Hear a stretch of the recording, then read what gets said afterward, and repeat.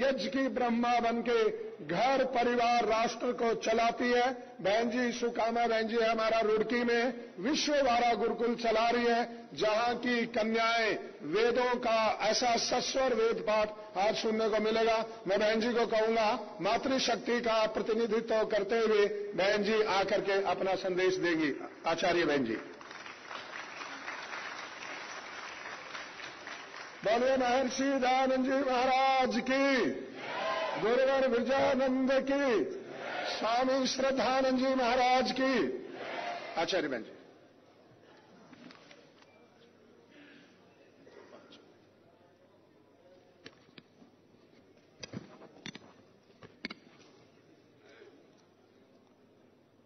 ओम इंद्रं वर्धन्तो अप्तुरः कृण्वन्तो विश्वमार्यम् अपघ्नन्तो अरावणः।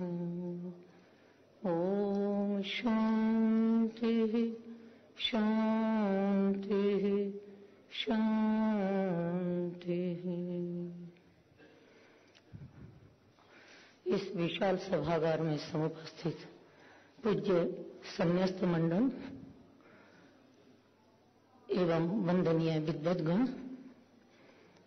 और हमारे इस कार्यक्रम के पुरोधा के रूप में जिन्होंने बहुत बड़े स्वप्न के साथ इस कार्यक्रम के आयोजन किया और हम सबको एक गौरव प्रदान किया, माननीय डॉक्टर सत्यपाल सिंह जी और समस्त वंदनीय मातृशक्ति और मेरे आदरणीय आर्य महानुभाव। महर्षि दयानंद सरस्वती ऋषि संस्कृति के प्रतिनिधि ऋषि हैं और उन्होंने उसी आर्ष प्रज्ञा के प्रकाश में अनेक क्षेत्रों में जो क्रांति की, उस क्रांति को हम एक मौलिक स्तर पर अनुभव कर सकते हैं।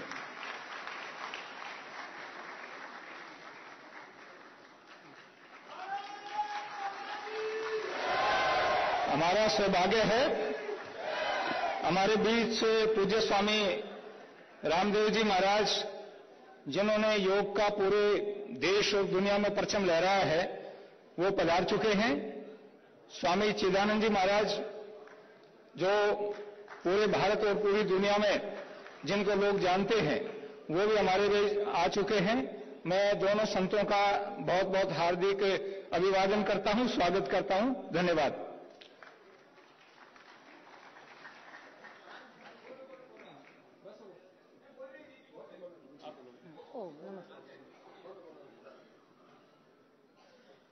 पूज्य स्वामी जी का और हमारे दूसरे पूज्य स्वामी चिदानंद जी का, दोनों को हम सादर प्रणाम और अभिवादन करते हैं। स्वागत किया आप सबने।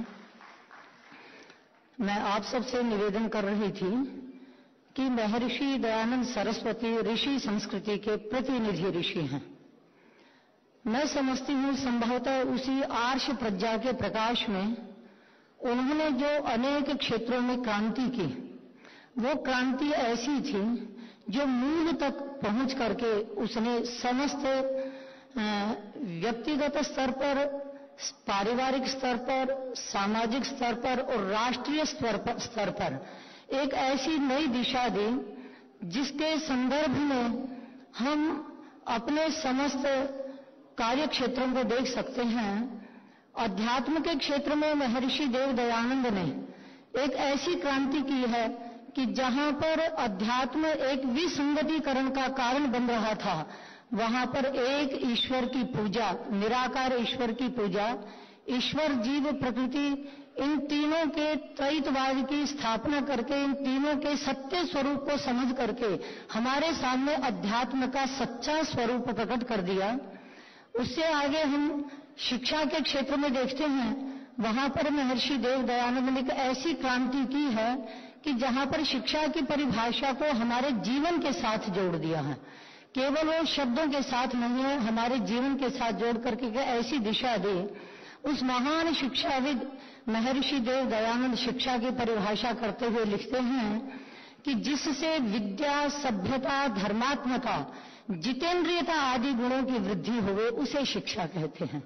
यहाँ पर शिक्षा एक ऐसी चीज है जिससे मनुष्य शिक्षा से, जहां बाहर से अनेक कलाओं में पारंगत होकर के सुभूषित होता है, वहां अंदर से ऐसा निर्मित हो जाता है, जो सत्याग्रह प्रकाश में ऋषि ने एक शिक्षा का उपक्रम किया है, शिक्षा का मार्गदर्शन किया है कि वो ऐसा शिक्षित दीक्षित व्यक्ति ऐसा स्नातक बन जाता है, विद्या स्नातक बन जाता है, व्रत स्नातक बन जाता है, विद्या व्रत स्नातक बन जाता है कि जिसको देखने के लिए स्नातक बनने समावर्तन के पश्चात देवता भी उसको धरा पर देखने के लिए आते हैं।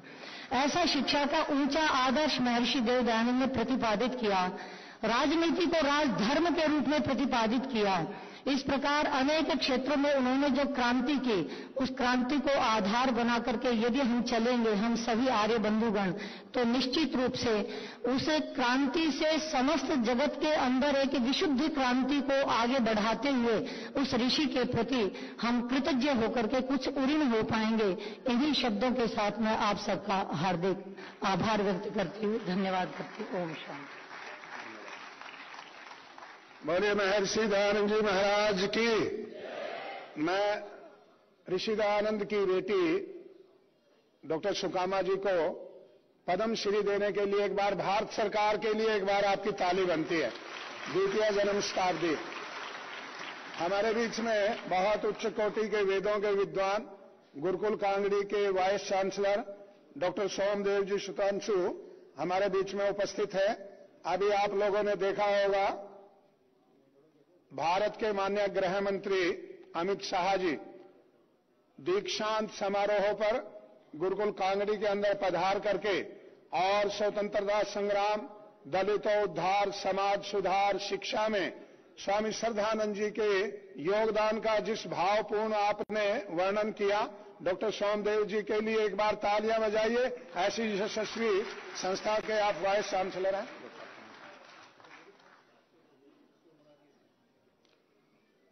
ओम इदं नमः ऋषिभ्यः पूर्वेभ्यः पूर्वजेभ्यः पथिकृद्भ्यः।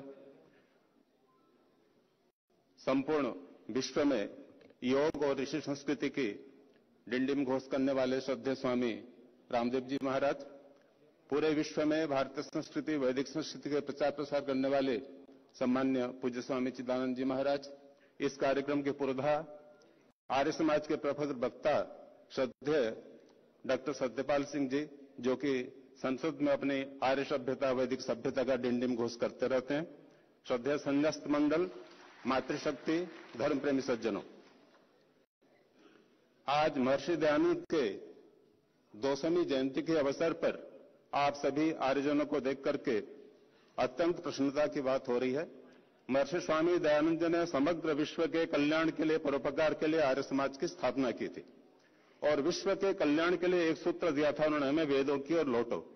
क्योंकि जब तक हमारा ज्ञान परिष्कृत नहीं होगा और उस ज्ञान से उत्पन्न हमारे कर्म तब तक हमारे परिष्कृत नहीं हो सकते, तो विशुद्ध ज्ञान की प्राप्ति के लिए उन्होंने वेदों का राह हमको दिखाया। मैं समझता हूं महर्षि दयानंद जी का सबसे बड़ा देन है। और वैदिक ज्ञान विज्ञान को विश्व में प्रचारित प्रसारित करने के लिए जो गुरुकुलीय शिक्षा पद्धति हमारे प्राचीन काल में संपूर्ण भारत में, विश्व में विद्यमान थी, उस गुरुकुलीय शिक्षा प्रणाली को प्रचारित प्रसारित करने के लिए उनके जो परम अनुयायी अमर हुतात्मा स्वामी श्रद्धानंद जी के द्वारा संस्थापित गुरुकुल कांगड़ी विश्वविद्यालय आज पूरे भारतवर्ष में अपनी जो गुरुकुलीय शिक्षा पद्धति, वैदिक शिक्षा पद्धति, उसका प्रचार प्रसार कर रहा है। उस संस्थान की ओर से मुझे यहां बोलते हुए अत्यंत गर्व का अनुभव हो रहा है और आप सबका मैं गुरुकुल कांगड़ी विश्वविद्यालय की ओर से बहुत बहुत हार्दिक स्वागत, अभिनंदन करता हूं। मित्रों, यदि किसी देश को नष्ट करना है तो वहां पर मिसाइल और बम छोड़ने की आवश्यकता नहीं होती है। उस देश की संस्कृति, उस देश की सभ्यता, उस देश की भाषा को हम नष्ट कर दें तो वह देश अपने आप नष्ट हो जाता है। विदेशी आक्रांताओं ने, चाहे वो अंग्रेज रहे हो, चाहे अन्य यवन रहे हो, उन्होंने यहाँ की संस्कृति को, यहाँ की सभ्यता को, यहाँ की भाषा को नष्ट करने का प्रयास किया। हम लॉर्ड मैकाले का जो वक्तव्य है ब्रिटिश के पार्लियामेंट में उसको पढ़ते हैं कि यदि हमें भारत को नष्ट करना है तो वहां की जो शिक्षा पद्धति है, वहां की जो आध्यात्मिक शिक्षा पद्धति है, उस आध्यात्मिक शिक्षा पद्धति को नष्ट कर दें तो निश्चित रूप से भारत नष्ट हो जाएगा और उस चिरकाल तक हम उस पर शासन कर सकते हैं। इस चैलेंज को स्वीकार करते हुए अमर हुतात्मा स्वामी श्रद्धानंद जी ने 1902 में उपहरे गिरिनाम संगमे च नदी नाम वहां पर गुरुकुल कांगड़ी विश्वविद्यालय की स्थापना की थी। उनका उद्देश्य था वैदिक ज्ञान विज्ञान का प्रचार प्रसार करना। हिंदी के माध्यम से आप लोगों को जानकर के अत्यंत सुखद आश्चर्य होगा, उस समय महर्षि दयानंद के सिद्धांतों के अनुरूप 1902 में हिंदी भाषा में राष्ट्रभाषा के माध्यम से विज्ञान गणित जैसे विषयों का ग्रंथों का रचन और उनका पठन पाठन की परंपरा गुरुकुल कांगड़ी विश्वविद्यालय के माध्यम से प्रारंभ की गई थी। गुरुकुल शिक्षा का जो मूल उद्देश्य स्वामी श्रद्धानंद जी ने बहुत सुंदर शब्द में कहा है, आचार्य उपनयमानो कृणुते गर्भमंतः तम रात्रिस्तिस्र उदरे विभर्ते। इस मंत्र की बहुत सुंदर व्याख्या की है। तम रात्रिस्तिस्र उदरे विभर्ते, उसका सारांश रूप में यह प्रतिपादित किया है कि जब तक छात्र का समग्र आधिभौतिक ज्ञान की प्राप्ति न हो जाए, जब तक छात्र को समस्त प्रकार का आधिदैविक मानसिक बौद्धिक ज्ञान न प्राप्त हो जाए और जब तक छात्र को समग्र प्रकार से आध्यात्मिक ज्ञान की प्राप्ति नहीं हो जाए, तब तक कोई भी छात्र पूर्ण रूप से पूर्ण पुरुष नहीं बन सकता। गुरुकुल शिक्षा इस तीनों लक्ष्यों को, तीनों प्रकार की ज्ञान प्राप्ति कराने के एकमात्र साधन है। मैं आज भारत सरकार के अनेक गणमान्य व्यक्ति बैठे हुए हैं, जब तक इस गुरुकुल शिक्षा पद्धति के माध्यम से हम व्यक्ति के भौतिक, आधिदैविक और आध्यात्मिक ज्ञान की प्राप्ति नहीं करा सकते हैं, तब तक हम न मानव जाति का उत्थान कर सकते हैं, न विश्व का कल्याण कर सकते हैं, न राष्ट्र का कल्याण कर सकते हैं। आप सभी का इस अवसर पर बहुत बहुत धन्यवाद। इसके लिए हम लोग प्रयास करेंगे। धन्यवाद डॉक्टर साहब। देखिए, हमारे बीच में परम स्वतंत्रता सेनानी, आजादी की लड़ाई के योद्धा, गोरक्षक, यज्ञ की पद्धति के उन्नायक, सदगुरु राम सिंह जी की परंपरा के नामधारी सिख यहाँ 100 से अधिक आज महर्षि दयानंद जी महाराज के इस टिकट के लोकार्पण पे आए हैं। आप एक बार जोरदार तालियां बजाइए और मेरे साथ एक बार नारा लगाइए, बोले महर्षि दयानंद जी महाराज की। लुधियाना के अंदर कन्या गुरुकुल की स्थापना करने वाले हम सब के बहुत श्रद्धेय सम्माननीय स्वर्गीय सत्यानंद जी मुंजाल के सुपुत्र योगेश मुंजाल जी यहाँ उपस्थित हैं। आपके पिताश्री द्वारा लुधियाना में जो गुरुकुल शुरू किया गया, हजारों लड़कियों ने निःशुल्क शिक्षा पाई, वेदों के संस्कार पाए, यज्ञ इत्यादि की पद्धति सीख करके सारे देश में कार्य कर रहे हैं। एक बार हमारे भाई योगेश मुंजाल जी के लिए भी आप तालियां बजाएंगे। और मैं अब हमारे पूज्य स्वामी सुमेधानंद जी महाराज, हमारे गुरु भाई, आपको मंच पे आमंत्रित करता हूं आगे की कुछ स्वागत की प्रक्रिया के लिए। पूज्य स्वामी सुमेधानंद जी महाराज।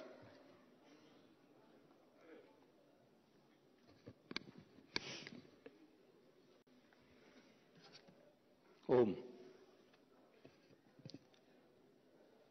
उपस्थित सम्मानित विद्वजन, सन्यासीवृंद, आर्य बंधुओं और भाइयों, जैसा कि मैंने पहले आपसे बताया था कि हमारे बीच श्रद्धेय स्वामी रामदेव जी महाराज, जिन्होंने गुरुकुल में शिक्षा प्राप्त की,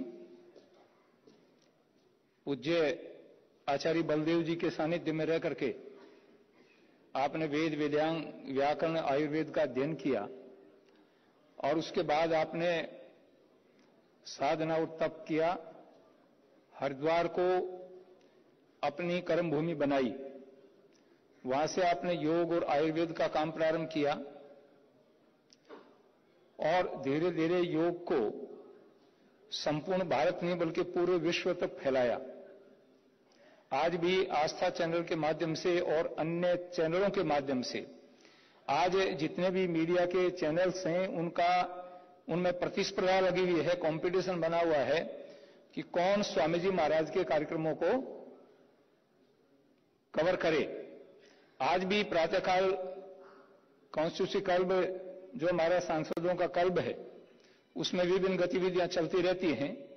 5 बजे से स्वामी जी महाराज वहां योग पर कार्यक्रम दे रहे थे, अनेक चैनल्स पर कार्यक्रम दिए और 400 के आसपास लोगों को, बड़ी बड़ी डिग्निटीज को आपने योग सिखाया और वहां से सीधे यहां हमारे बीच आए हैं। आपका ही पुरुषार्थ है। और उसके बाद देश के यशस्वी प्रधानमंत्री नरेंद्र मोदी जी, उनका कि आज योग पूरी दुनिया में अंतर्राष्ट्रीय योग दिवस के रूप में मनाया जाता है, ये स्वामी जी के तप का प्रतिफल है कि पूरी दुनिया के 200 से अधिक देश आज योग करते हैं, योग सीखते हैं। मैं ऐसे तपस्वी वितराग संत का इस मंच से हम स्वागत करना चाहेंगे।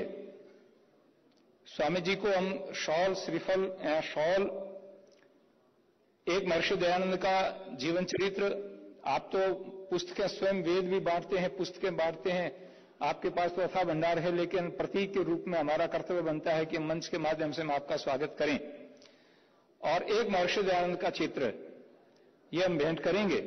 मैं स्वामी संपूर्णानंद जी और डॉक्टर सत्यपाल जी से निवेदन करूंगा, आप पूज्य स्वामी जी महाराज का स्वागत करेंगे। पहले डॉक्टर सत्यपाल जी पुष्प गुच्छ भेंट करके आपका स्वागत करेंगे। वो शॉल ले जाओ भैया ना। गायत्री का पट हाथ से हमने गायत्री की कढ़ाई करवाई है रेशम के कपड़े पर।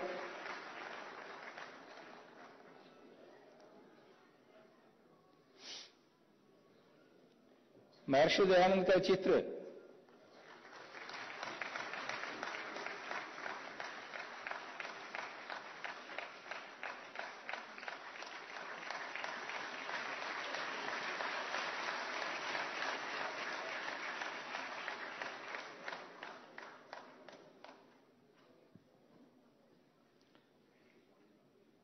पूज्य स्वामी चिदानंद जी महाराज, आपने भी पूरी दुनिया के अंदर हमारी सनातन संस्कृति को फैलाया है।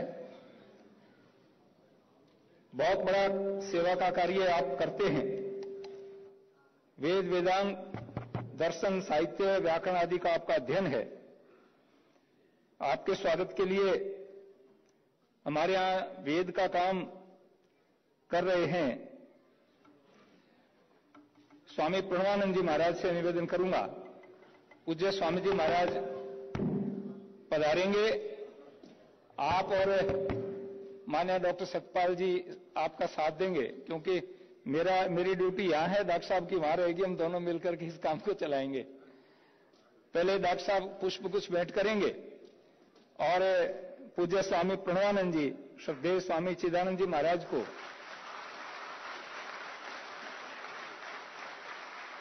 पुस्तक भेंट करेंगे, चित्र भेंट करेंगे, शॉल भी पहनाएंगे। शॉल भी दे दीजिए।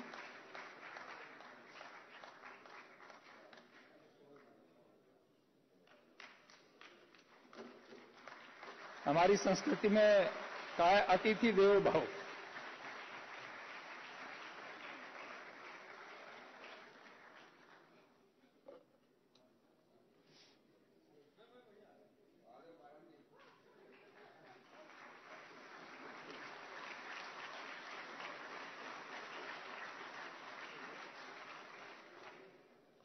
धन्यवाद बहुत बहुत।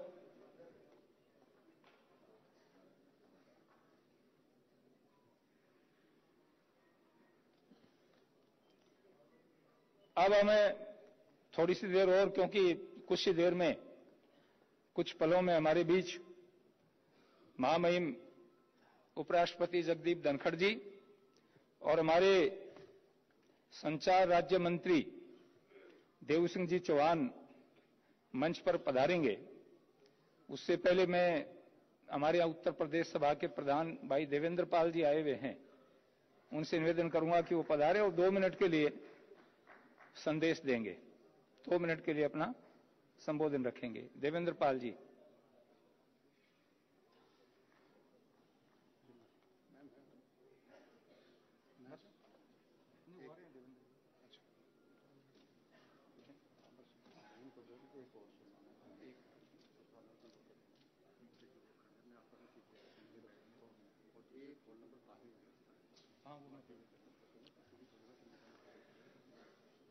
समारोह की अध्यक्षता कर रहे आदरणीय स्वामी रामदेव जी, इस भव्य कार्यक्रम के संयोजक डॉक्टर सत्यपाल सिंह जी, स्वामी चिदानंद जी,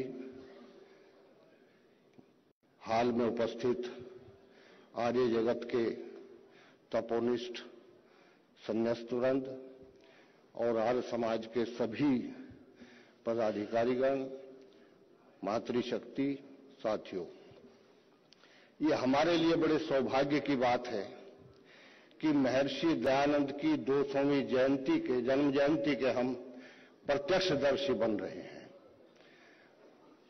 1925 में मथुरा में प्रथम शताब्दी महर्षि दयानंद की मनाई गई थी। मैं नहीं समझता उस वक्त का आज कोई जिंदा होगा, लेकिन हमें इस बात का सौभाग्य है कि जब महर्षि दयानंद की 200वीं जन्म जयंती मनाई गई थी, हम उसके प्रत्यक्षदर्शी रहेंगे। 300वीं में हम लोग नहीं होंगे। मैं आप सभी को उत्तर प्रदेश सभा की ओर से, आर्य समाज की ओर से बधाई देना चाहता हूं और खास तौर पर डॉक्टर सत्यपाल सिंह जी को, उनकी टीम को, स्वामी सुमेधानंद जी को, जिनकी वजह से आज भारत की सबसे बड़ी पंचायत एक शोभायमान है कि आप देश की पंचायत में हैं और आर्य समाज से ऐसे ऐसे लोग आज वहां पहुंच रहे हैं। हम लोग महर्षि दयानंद के जितना बड़ा कार्य उन्होंने किया है उसका वर्णन घंटों नहीं, दिनों में भी नहीं लगातार बोल करके कर सकते, लेकिन एक बात है कि महर्षि दयानंद और उनके अनुयायियों ने जो लड़ाई लड़ी थी, आज देश के संविधान में कानून बन करके काम कर रही है।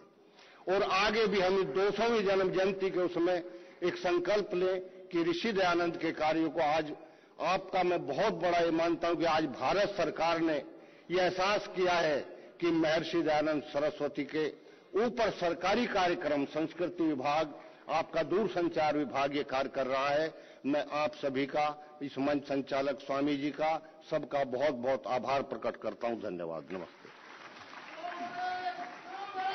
हमारे बीच में पूज्य स्वामी, बस हम बुलवाएंगे, आप आम बुलाएंगे। बोले महर्षि दयानंद जी महाराज की। हमारे बीच में पूज्य स्वामी प्रणवानंद जी महाराज बैठे हैं। आप 9 आर्ष विद्या के गुरुकुल चला रहे हैं। ऐसे कालखंड में जब लोग कहते हैं कि स्कूल बनाओ, गुरुकुलों का समय गया, ऐसे समय में भी 9 गुरुकुलों का संचालन करें। आपने बोलना था, डॉक्टर ने मना कर रखा है कि आपकी आंखों पे जोर पड़ेगा, आपने बोलना नहीं है। नहीं तो स्वामी जी महाराज आपको यहां से अपना आशीर्वाद देना चाह रहे थे। स्वामी आर्यवेश जी महाराज ने कहा हमारे बीच में युवा आना चाहिए। एक आर्य युवा नेता को मैं 2 मिनट के लिए युवाओं का प्रतिनिधित्व करने के लिए बुला रहा हूं।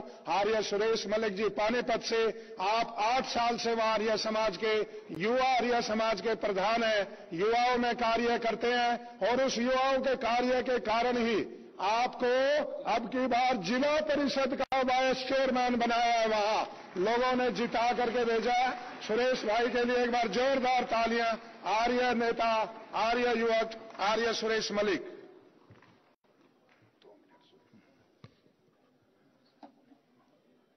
आर्य समाज और भारत की आदर्श परंपराओं और महान संस्कृति के पोषक और ध्वजवाहक मंच पर उपस्थित और मेरे सामने बहुत ही आदर और मान सम्मान के योग्य सभी समस्त सन्यासीगण और हाल में उपस्थित सभी आर्यगण और मातृशक्ति, आज भी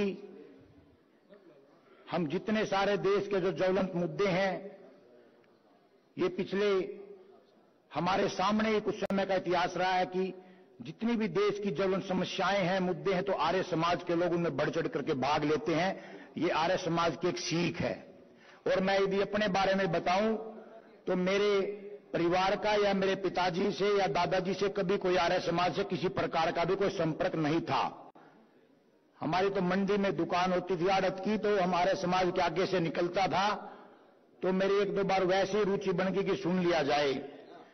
तो जैसे ही आर्य समाज में जो मेरे सामने आर्य समाज के सन्यासी बैठे हैं, समय समय पर आर्य समाज के प्रचार के लिए आते थे, तो मैंने तो सुना, और पूरे गांव में भी, पानीपत के साथ ही गांव है रिसालू, वो मेरा गांव है, तो उसमें भी कोई किसी प्रकार का आर्य समाज का प्रचार प्रसार नहीं था।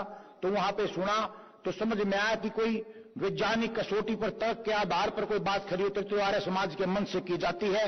तो फिर मैंने आर्य समाज को मानना ही नहीं, मैंने आर्य समाज को जीना शुरू किया, और आर्य समाज का कोई भी कार्यक्रम गांव से लेकर के, पानीपत से लेकर के अंतर्राष्ट्रीय सम्मेलन जितने हुए, उन सब में भाग लिया, और अपने आप में, अपने आधार पर कह सकता हूं कि बहुत चीजें सीधी साफ स्पष्ट हो गई, और किसी प्रकार के पाखंड में भी कोई नहीं रहा, और आर्य समाज को उसी प्रकार से जी रहे हैं। और आज यहां आने का भी अवसर मिला, बहुत कुछ जानने सीखने का मौका मिलेगा, और मेरे को बोलने का अवसर दिया। आप सभी का बहुत बहुत धन्यवाद।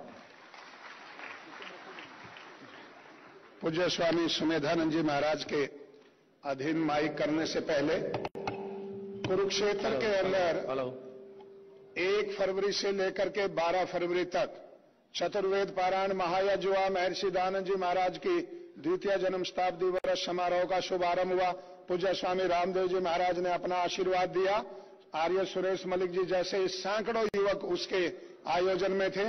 मैं हमारे एक और युवा विद्वान अग्निव्रत जी नष्टिक को आवेदन करता हूं, 2 मिनट के लिए वो अपनी बात कहेंगे। आज उन्होंने अपने पुस्तकों को, महामहिम जी को पुस्तकें भी भेंट करेंगे। समय का ऐसा ही है। आचार्य जी आप आकर के कहें, फिर भी एक बार आचार्य जी कहते हैं तालियां बजाएंगे। पूज्य आचार्य विजयपाल जी स्वामी ओमानंद जी महाराज के उत्तराधिकारी गुरुकुल झज्जर से सैकड़ों लोगों को साथ लेकर के आए। एक बार पूज्य आचार्य विजयपाल जी के लिए भी आप तालियां बजाएंगे। पूज्य आचार्य विजयपाल जी।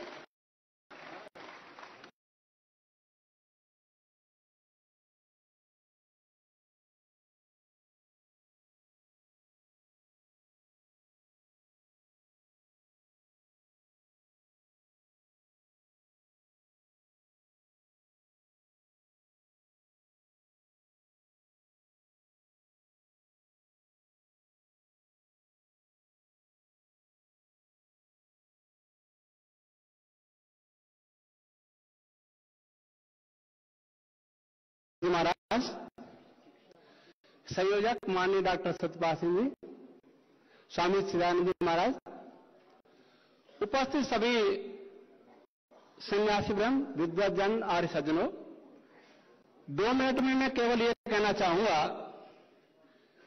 कि जो भी चर्चा की गई, एक डॉक्टर शास्त्री जी ने कि ऋषि दयानंद का सबसे बड़ा काम था वेद का काम, लेकिन ऋषि दयानंद से पहले वेद का नाम बहुत लिया जाता था।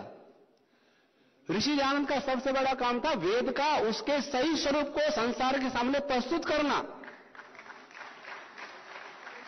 वेद के वैज्ञानिक स्वरूप को संसार के सामने प्रस्तुत करना, वो हमने नहीं किया 140 वर्षों में।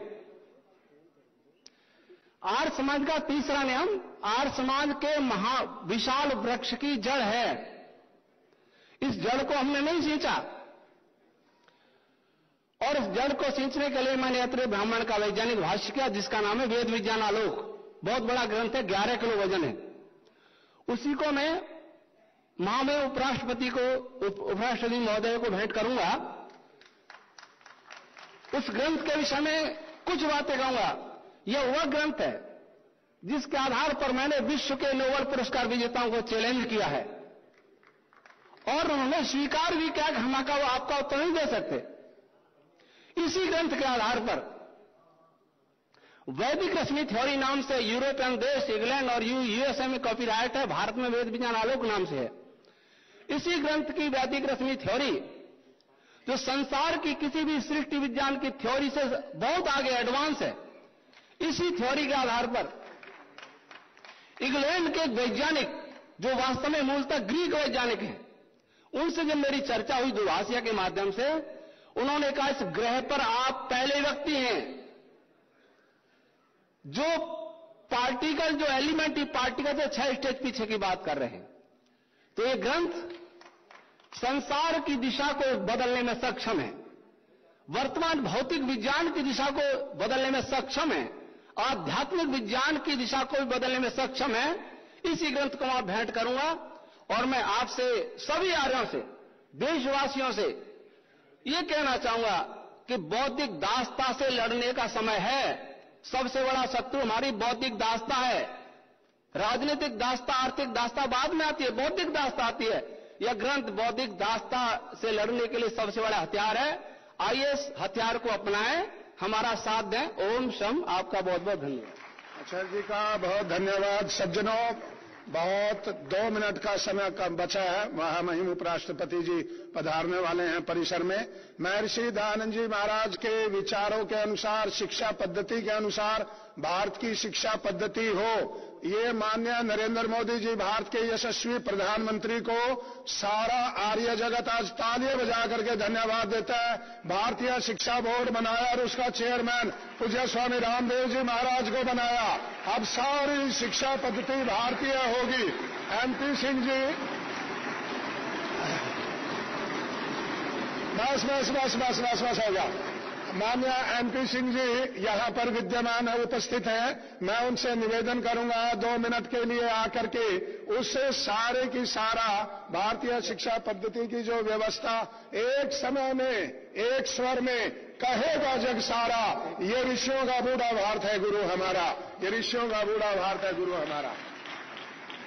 हमारी कन्या गुरुकुल की बालिकाएं और आचार्य जी से निवेदन करूंगा कि आप यहां आ जाएं मंच पर। बालिकाएं आ जाएंगी। जब दीप प्रज्वलन होगा तो आप वेद मंत्रों का पाठ करेंगी, इसलिए आपसे निवेदन है कि आप यहीं आ जाएं। ये जगह इनके लिए, आचार्य जी आप लोग उधर की सीट ले लें, ये खाली छोड़ दो उधर, ये वहीं आगे बैठ जाएंगे। बेटी आप इधर आ जाओ, आप इस तरफ बैठ जाओ आकर के। हाँ, ये आइए डॉक्टर साहब।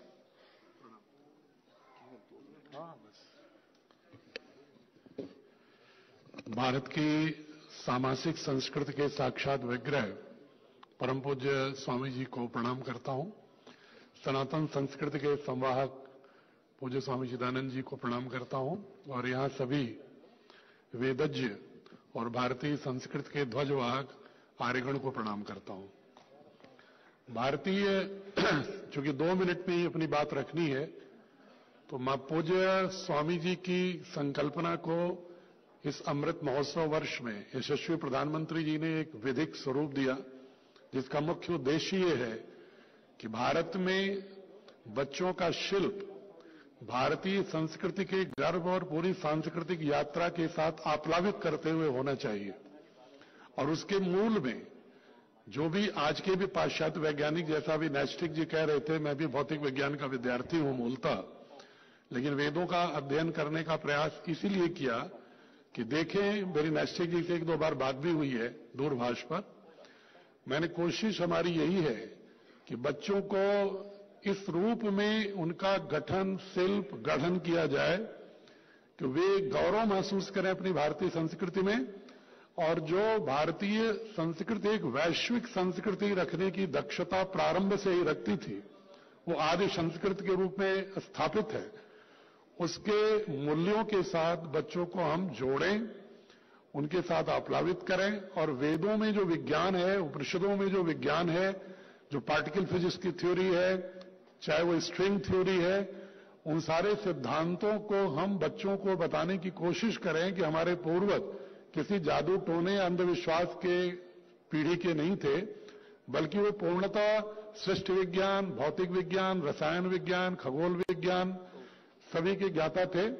चूंकि समय कम है, कभी फिर मैं आर्यगणों से भारतीय शिक्षा बोर्ड के बारे में विस्तार से उसकी विशेषताओं और विशिष्टताओं पर चर्चा करने का अवसर मिलेगा। मां सरस्वती देंगी तो पुनः आपसे चर्चा करेंगे। मैं बहुत आप सभी को प्रणाम करता हूं, सिर्फ इस आह्वान के साथ कि आइए भारतीय शिक्षा बोर्ड का जो गठन हुआ है उसके अनुरूप बच्चों के शिल्प में आप भी अपनी ओर से पूरी निष्ठा के साथ जुड़ें। बहुत बहुत प्रणाम।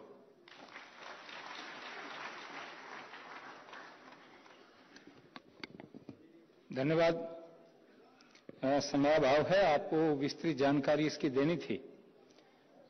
हमारे माननीय महामहिम उपराष्ट्रपति जगदीप धनखड़ जी इस परिसर में प्रवेश कर चुके हैं और 2 मिनट में वो मंच पर आ जाएंगे। मेरा आपसे एक निवेदन है, उनके आगमन पर हम ताली बजा करके और महर्षि दयानंद के जय घोष से उनका स्वागत करेंगे। मैं यहां से महर्षि दयानंद की जय बोलूंगा, आप मेरे साथ में साथ देंगे, ये मेरा निवेदन। एक सूचना मैं फिर आपसे निवेदन करूंगा कि जो लोग खड़े हैं वो बैठ जाएंगे, कोई भी खड़ा नहीं रहेगा, केवल जो हमारे सुरक्षा के लोग हैं वही खड़े रहेंगे, बाकी लोग कोई भी खड़ा नहीं रहेगा। इसके अतिरिक्त निवेदन है, मैंने जैसे सूचना दी थी कि आप यहां से जब निकलेंगे तो बाईं ओर से आप बाहर निकलेंगे, उस समय आपको भोजन के पैकेट्स मिलेंगे, आप वो भोजन के पैकेट्स लेंगे, लेकिन यहां इस परिसर में कोई भी भोजन नहीं करेगा, ये मेरा आपसे निवेदन है। भोजन आप सभी लोग बाहर ही जाकर के करेंगे, साथ में पानी की बोतल भी मिलेगी, ये निवेदन है।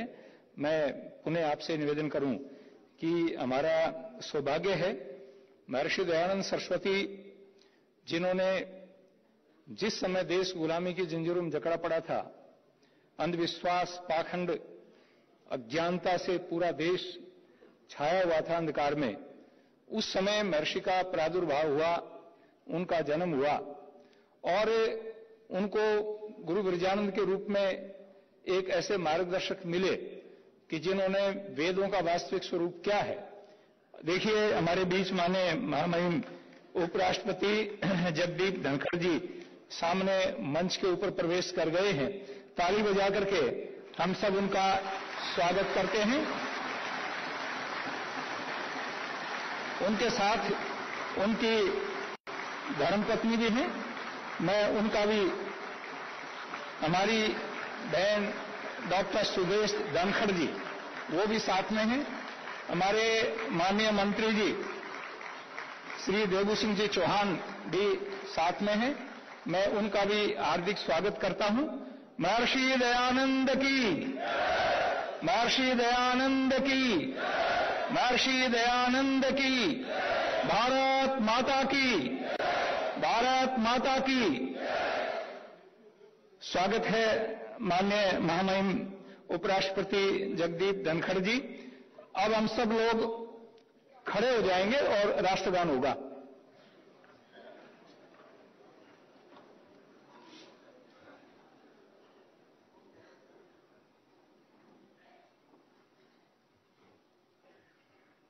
राष्ट्रगान का है क्या जैसे?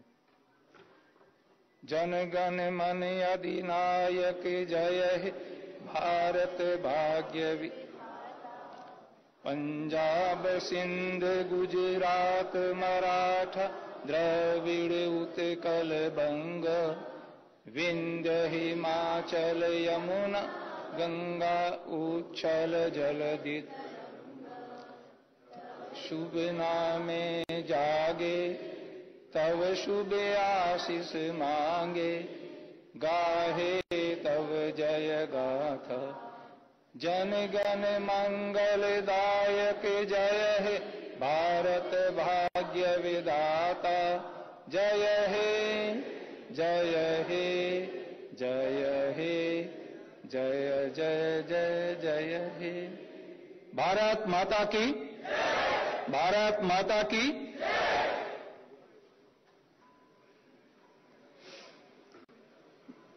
अब माननीय महामहिम उपराष्ट्रपति जी के स्वागत के लिए हम आपका स्वागत करेंगे। शॉल, महर्षि दयानंद का चित्र, गायत्री का पट और गुलदस्ते के साथ में माननीय डॉक्टर सतपाल सिंह जी आपका स्वागत करेंगे।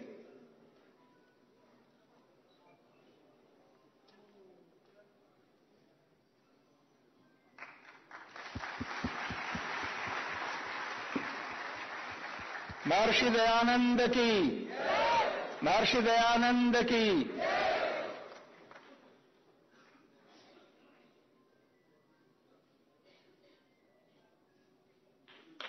ताली बजा करके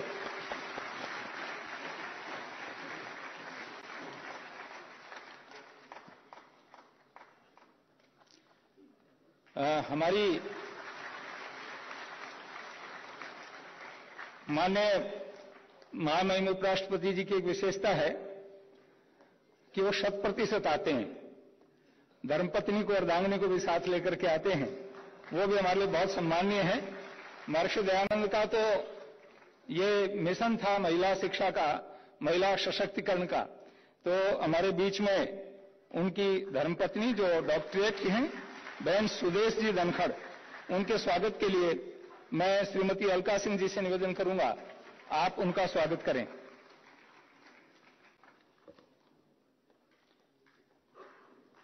एक ओम का चित्र, ताकि सामने ओम रहेगा तो हमारे हमेशा मन के अंदर, मस्तिष्क के अंदर ओम का ही ध्यान रहे। वो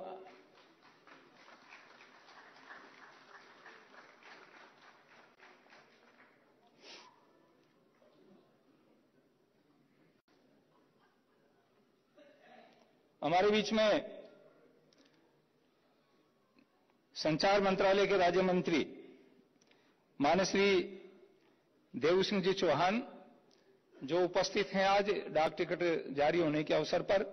सबसे पहले तो मैं हमारे कैबिनेट मंत्री माननीय वैष्णव जी, माननीय प्रधानमंत्री जी, उनका बहुत बहुत आभार व्यक्त करता हूं। और माननीय भाई देव सिंह जी का, आप संसद में हमारे साथ बैठते हैं, बहुत ही विनम्र स्वभाव के व्यक्तित्व हैं। कभी ये पता नहीं लगता है कि आप मंत्री हैं, बहुत ही सरल भाव से हमारे बीच रहते हैं। उनके स्वागत के लिए मैं आमंत्रित करता हूं स्वामी संपूर्णानंद जी को, आप पधारें और माननीय मंत्री जी का शॉल, चित्र और पुस्तक देकर के स्वागत करें। पहले पुष्पगुच्छ भेंट करेंगे।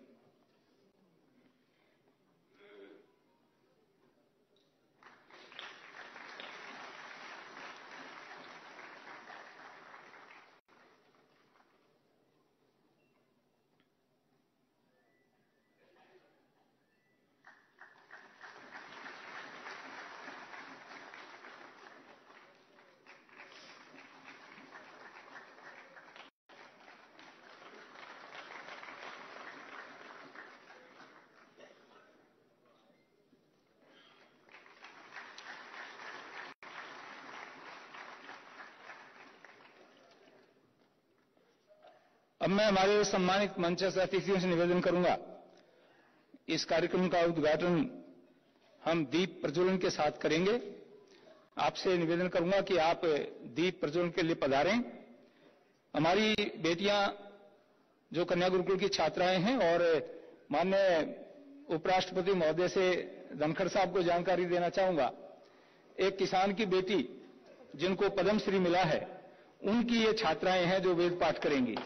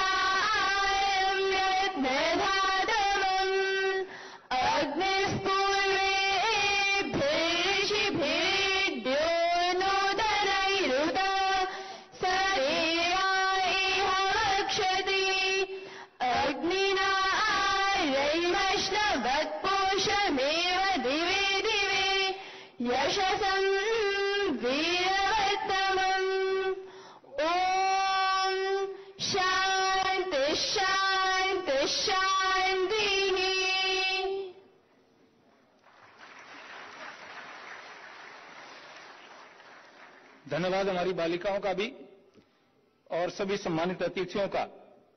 अब मैं एक संक्षिप्त संबोधन के लिए हमारे मंचस्थ श्रद्धेय स्वामी चिदानंद जी महाराज से निवेदन करूंगा, ये आप पधारें और अपना आशीर्वाद दें।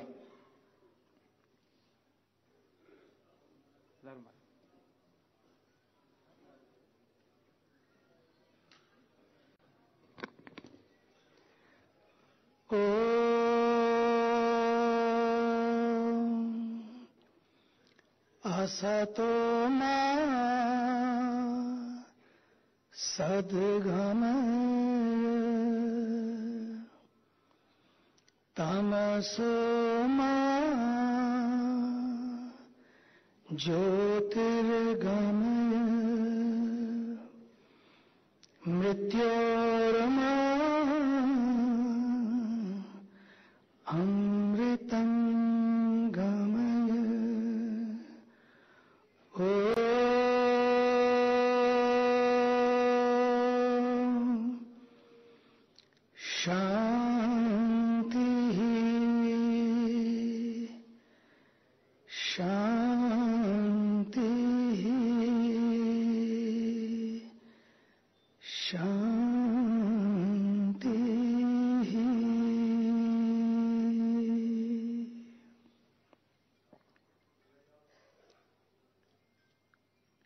परम सम्माननीय, जिन्होंने पूरे विश्व में योग और आयुर्वेद के माध्यम से भारतीय संस्कृति का परचम लहराया, ऐसे मेरे प्रिय, अभिन्न और आदरणीय पूज्य स्वामी रामदेव जी महाराज, ये भारत का सौभाग्य है कि भारत के पास इतने सरल, इतने सजग और संवेदनशील उपराष्ट्रपति भारत को प्राप्त हुए हैं। ऐसे हमारे परम सम्माननीय, परम आदरणीय श्री जगदीप धनखड़ जी एवं उनकी सौभाग्यवती धर्मपत्नी श्रीमती सुदेश धनखड़ जी, और साथ ही साथ केंद्र में जिन्होंने अपने परचम लहराए और पूरे भारत में जिन्होंने वैदिक संस्कृति को सामने रखते हुए शिक्षा और संस्कारों का शंखनाद किया, ऐसे हमारे आदरणीय श्री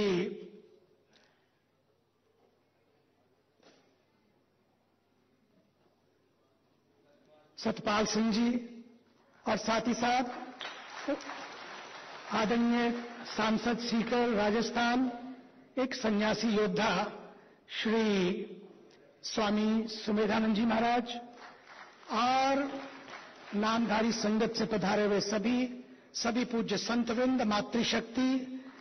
आज मुझे बड़ी प्रसन्नता है कि इस देश ने बहुत सदियों से अनेक महापुरुषों को पाया, लेकिन भारत सरकार ने जिस तरह से 200 वर्ष पूर्ण होने पर हमारे समाज सुधारक, विचारक और पूरे विश्व को एक नया चिंतन देने वाले कि आओ वेदों की ओर लौटो और भारत की प्रभुता को समझो, इस मंत्र का आह्वान किया।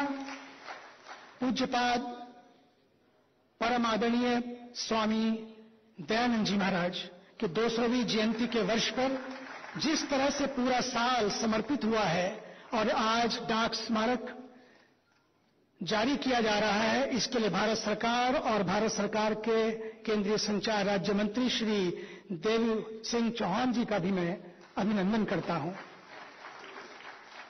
मुझे आज 2-3 बातें कहनी हैं।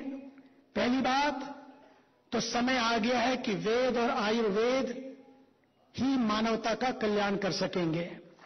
आज भारत को भारत की आंखों से देखने की आवश्यकता है। भारत को शंका की आंख से नहीं, शंका के चश्मे से नहीं, बल्कि श्रद्धा के चश्मे से, श्रद्धा की आंख से देखने की आवश्यकता है। और ये भी मुझे बड़ी प्रसन्नता है कि आज कई बार लोगों को हाल भरने पड़ते हैं या भाड़े की बसों में लाना पड़ता है, लेकिन आज भाड़े की बसों में नहीं, बल्कि आज भाव के बल पर यहां पर इतने लोग आए हैं। ये हाल तो सही है, लेकिन एक दूसरे हाल को भी खुलवाना पड़ा और दूसरा हाल भी खचाखच भरा हुआ है। ये बहुत बड़ी बात है। ये है हमारे विचारों के प्रति हमारी समर्पण।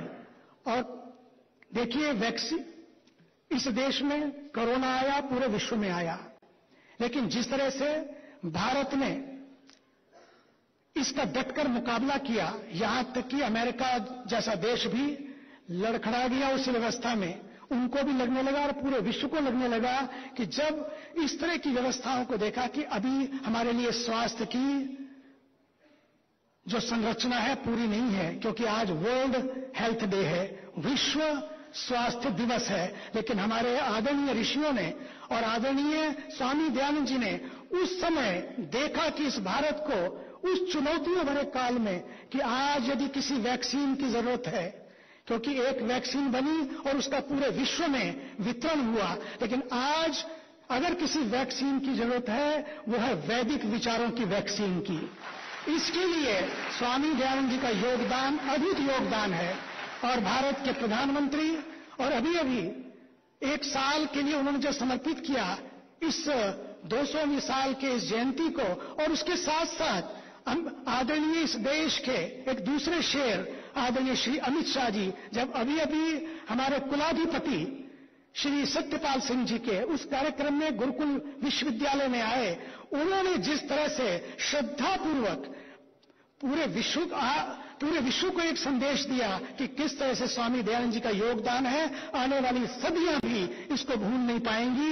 मैं देख रहा हूं आज भारत के पास एक संस्कारी सरकार है, और जिसने केवल स्वामी दयानंद जी के लिए नहीं बल्कि उससे पूर्व कुछ दिन पहले 2 साहबजादे जिन्होंने अपने उस उम्र में, जो उम्र खेलने और खाने की होती है, उस उम्र में उनको चिनवा दिया गया, लेकिन उन्होंने अपने धर्म को नहीं छोड़ा, उसके लिए भी जिस तरह से भारत सरकार ने किया, और अब फिर जैन संप्रदाय के लिए भी ये है सरकार जो सबका साथ और सबका विकास चाहते हुए सबका सम्मान और सब है समान, इस दृष्टि से मानव एक समान, सबके भीतर है भगवान, इस भाव को रखते हुए ईशावास्यमिदं सर्वम की दृष्टि को लाते हुए आज जो उद्घोष हो रहा है, मुझे लगता है कि एक शंखनाद महाभारत का कुरुक्षेत्र की धरती पर हुआ, लेकिन दूसरा शंखनाद आज हो रहा है वेदों को लेकर, आयुर्वेद को लेकर,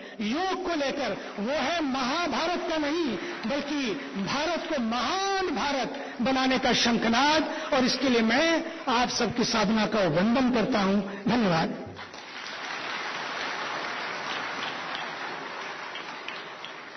धन्यवाद स्वामी जी, आपने बहुत ही अच्छा मार्गदर्शन हमारा किया है। अब मैं हमारे राज्य मंत्री श्री देव सिंह जी से निवेदन करूंगा, वो भी आए और 2 शब्द कहें। चौहान साहब।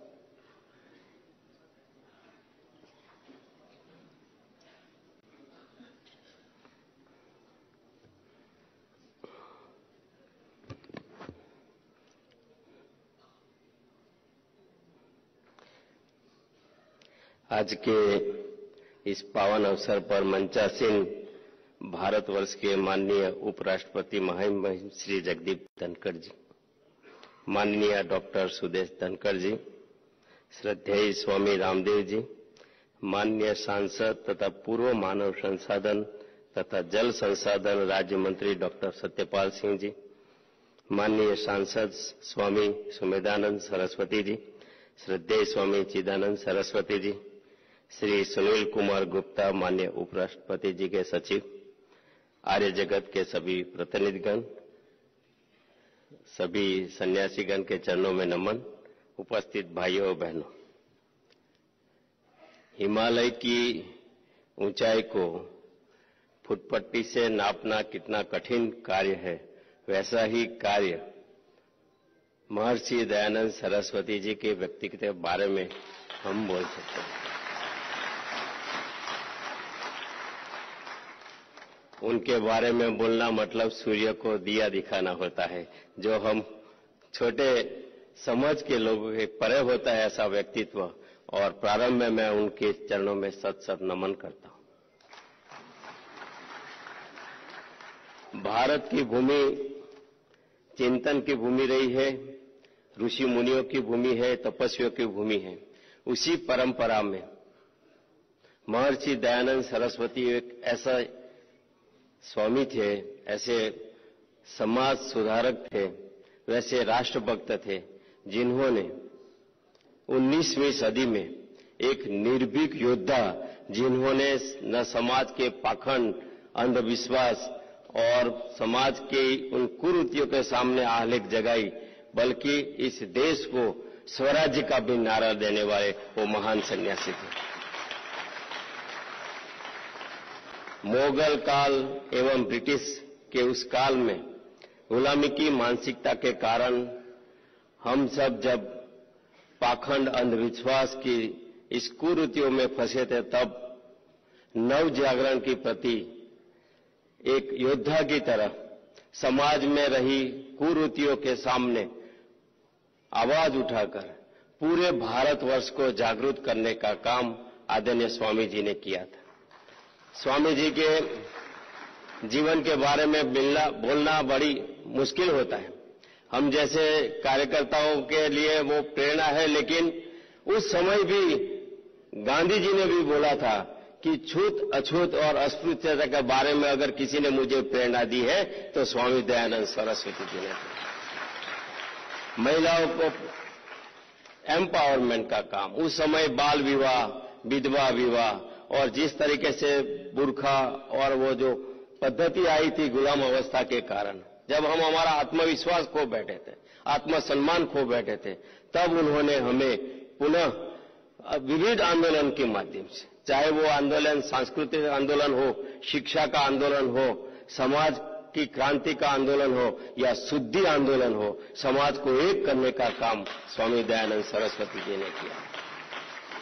मैं अपने आप को परम सौभाग्यशाली समझता हूं कि आज 200वीं जन्म जयंती पर भारत सरकार की ओर से जब मेरा मंत्रालय ये स्मारक डाक टिकट जारी कर रहा है, तब मैं अपने आप को परम सौभाग्यशाली समझता हूं और मैं उन महान स्वामी के जो महानतम कार्य हैं उनके प्रति ये डाक टिकट एक हमारे विभाग की ओर से छोटी सी श्रद्धांजलि है। आप सबका बहुत बहुत धन्यवाद।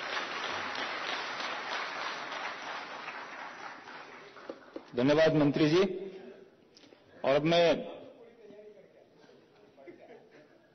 महामहिम उपराष्ट्रपति जी के स्वागत के लिए और आप सबकी सेवा में स्वागत उद्बोधन के लिए माननीय डॉक्टर सतपाल सिंह जी को आमंत्रित करता हूं।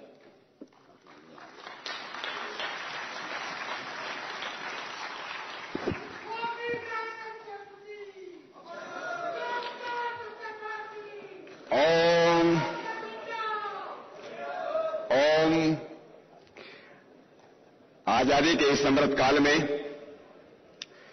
महर्षि दयानंद की 200वीं जन्म जयंती की इस कालखंड में इस भव्य और ऐतिहासिक समारोह के जिसके आप सब लोग आज साक्षी बन रहे हैं, उसके मुख्य अतिथि भारत के महामहिम उपराष्ट्रपति आदरणीय श्री जगदीप धनखड़ जी, उनकी सहधर्मिणी श्रीमती डॉक्टर सुरेश धनखड़ जी, कार्यक्रम के अध्यक्ष स्वामी रामदेव जी, परमात्म निकेतन के अध्यक्ष स्वामी चिदानंद जी सरस्वती, भारत सरकार के माननीय संचार मंत्री आदरणीय देवी सिंह चौहान जी, संसद में मेरे साथी और कार्यक्रम में सहयोगी सीकर के सांसद स्वामी सुमेधानंद सरस्वती जी, श्री सुनील कुमार गुप्ता जी, कार्यक्रम के आयोजक सत्य फाउंडेशन की अध्यक्षता श्रीमती अलका सिंह जी और आर्य जगत के सभी पूज्य सन्यासीगण, विद्वज्जन,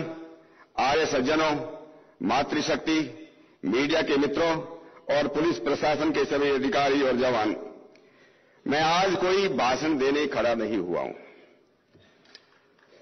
मैं केवल आप सब लोगों का स्वागत करने के लिए, आप सब लोगों का अभिनंदन करने के लिए, आप लोगों के प्रति कृतज्ञता और आभार प्रकट करने के लिए खड़ा हूं।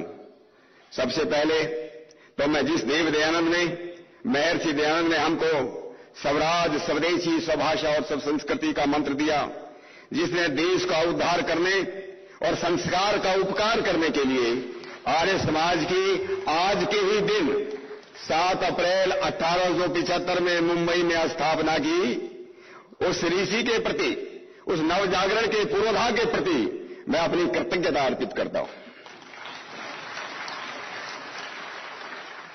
दूसरा, आज के कार्यक्रम के मुख्य अतिथि देश के आदरणीय उपराष्ट्रपति श्री जगदीप धनखड़ जी ने इस कार्यक्रम के लिए अत्यंत व्यस्त होते हुए भी अपनी सहर्ष स्वीकृति दी। उनके मन में महर्षि के प्रति अगाध श्रद्धा देख मन प्रफुल्लित और गर्व से भर गया। सर, मैं आपका अत्यंत आभार व्यक्त करता हूं।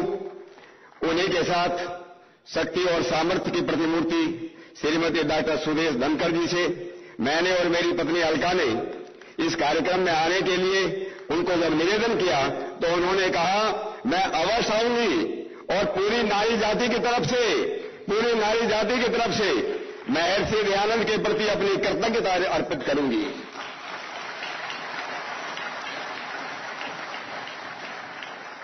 देव दयानंद नहीं आते तो इस देश में नारी जाति का उद्धार, उन्हें वेद पढ़ने और पढ़ाने का अधिकार कौन देता और कब देता कौन कह सकता है।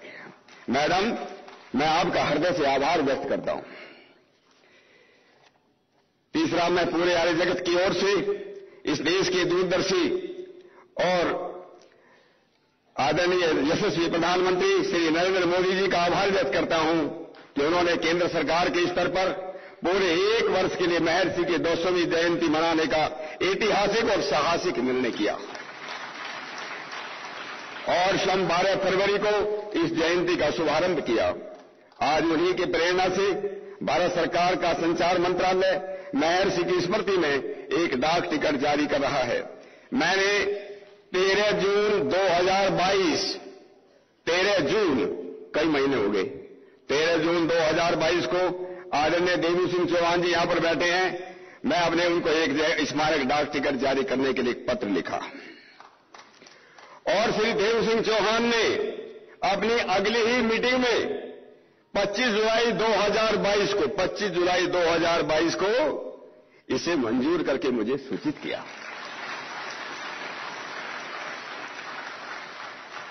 और जब मैं देवू सिंह चौहान को धन्यवाद करने पहुंचा तो उनके उत्तर ने मुझे रोमांचित कर दिया।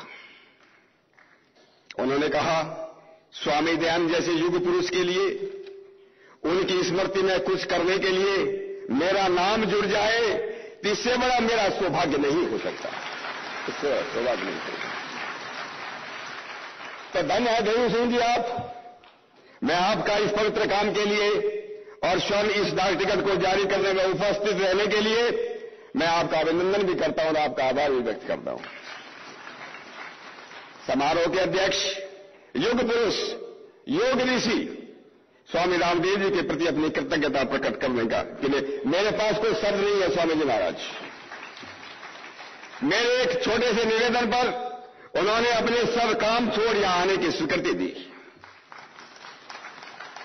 मित्रों, एक गंगा निकालने के लिए भगीरथ इतिहास में प्रसिद्ध हो गए, पर स्वामी रामदेव जी ने तो वेद, योग और आयुर्वेद की त्रिवेणी गंगा इस देश और दुनिया में प्रवाहित की है। उन्होंने ऋषि परंपरा में देव दयानंद के प्रति अपना जीवन सारा समर्पित कर दिया। स्वामी जी, इस कार्यक्रम में आपके आने के लिए आपका मैं सच से अभिनंदन करता हूं। परमार्थ निकेतन ऋषिकेश के संचालक पूज्य स्वामी चिदानंद जी महाराज के बारे में कौन नहीं जानता। जाति, मजहब और देश की दीवारें तोड़कर दिन रात मानवता की सेवा में पर्यावरण संरक्षण, गंगा सफाई अभियान, देश की सनातन संस्कृति विरासत के प्रति आपकी श्रद्धा और कार्य प्रेरणाप्रद है। स्वामी जी मेरे छोटे निवेदन पर अपना आशीर्वाद देने यहां पर पहुंचे, इसलिए मैं उनका अत्यंत आभार व्यक्त करता हूं। इस ऐतिहासिक और गौरवमय विज्ञान भवन में यह कार्यक्रम आयोजित करने के लिए सत्य फाउंडेशन की अध्यक्षता श्रीमती अलका सिंह जी का भी आभार व्यक्त करता हूं। उनके सहयोग के बिना शायद यह कार्यक्रम संभव ही न हो पाता। मेरे सहयोगी सांसद, कार्यक्रम के संचालक स्वामी सुमेधानंद जी सरस्वती, स्वामी संपूर्णानंद जी सरस्वती, स्वामी प्रणवानंद जी महाराज, आलोक शर्मा जी जो मंत्रालय के जो लोग हैं, डीजी मंजू कुमार जी, सीपीएम जी, श्रीमती प्रियंका शर्मा जी, संजीव शर्मा जी, सुयश पांडे जी, सुजीत कुमार जी, डॉक्टर नेपाल सिंह जी, प्रकृत आर्य की टीम ने इस कार्य को आयोजित करने में अपनी महत्वपूर्ण भूमिका निभाई। मैं सबका बहुत बहुत धन्यवाद करता हूं। अंत में आप सभी श्रद्धेय सन्यासीगण, विद्वज्जनों का, आर्यजनों का मैं हार्दिक आभार व्यक्त करता हूं। मैं तो देव दयानंद के प्रति यह कहकर अपनी कृतज्ञता अर्पित करता हूं, तेरी सूरत से नहीं मिलती किसी और की सूरत, तेरी सूरत से नहीं मिलती किसी और की सूरत। हम जहां में तेरी तस्वीर लिए फिरते हैं, तेरी अपने तस्वीर लिए फिरता है। बहुत बहुत धन्यवाद।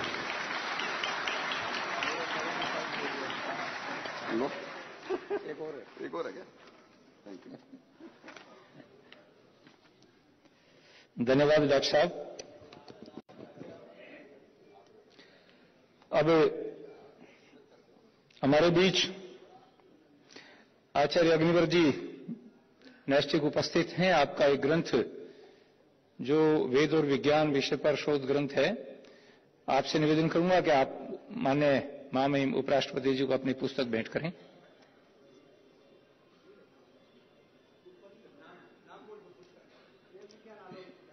पुस्तक ला वही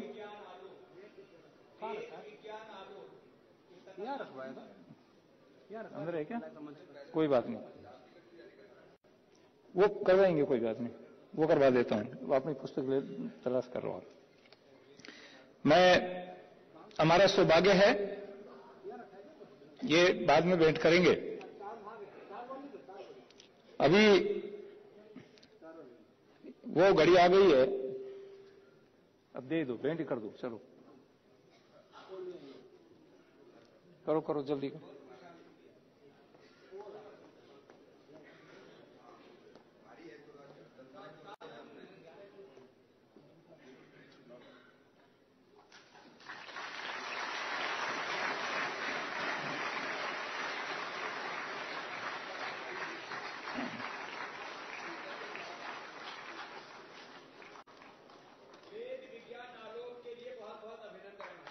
धन्यवाद। अब वो घड़ी हमारे बीच आ गई है जिसके लिए हमने एक पूरा कार्यक्रम आयोजित किया है। हमारे देश के माननीय उपराष्ट्रपति महामहिम जगदीप धनखड़ जी एक टिकट जो महर्षि दयानंद पर आज जारी हो रहा है, उसका एल्बम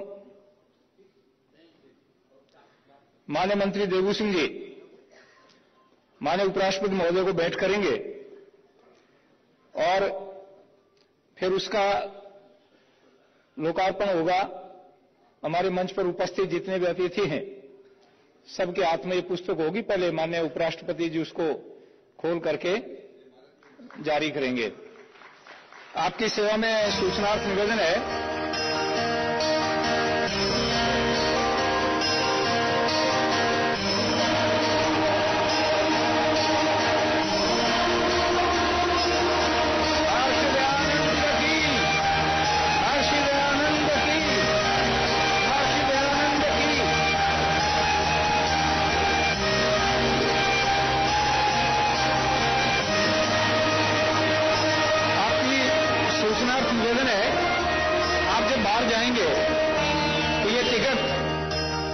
खरीदने के लिए मिलेगा।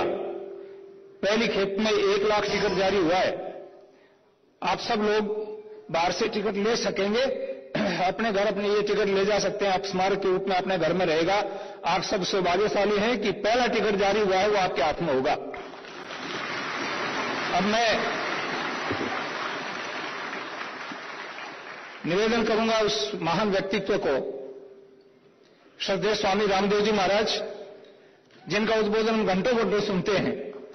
लेकिन आज मैंने महाराज से निवेदन किया, महाराज आज हम आपको समय में बांध रहे हैं, हमारी दृष्टता है, आप क्षमा करेंगे।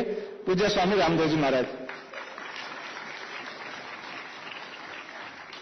महर्षि देव दयानंद की, गुरुवर विरजानंद की, सत्य सनातन वैदिक धर्म की, वेद माता की।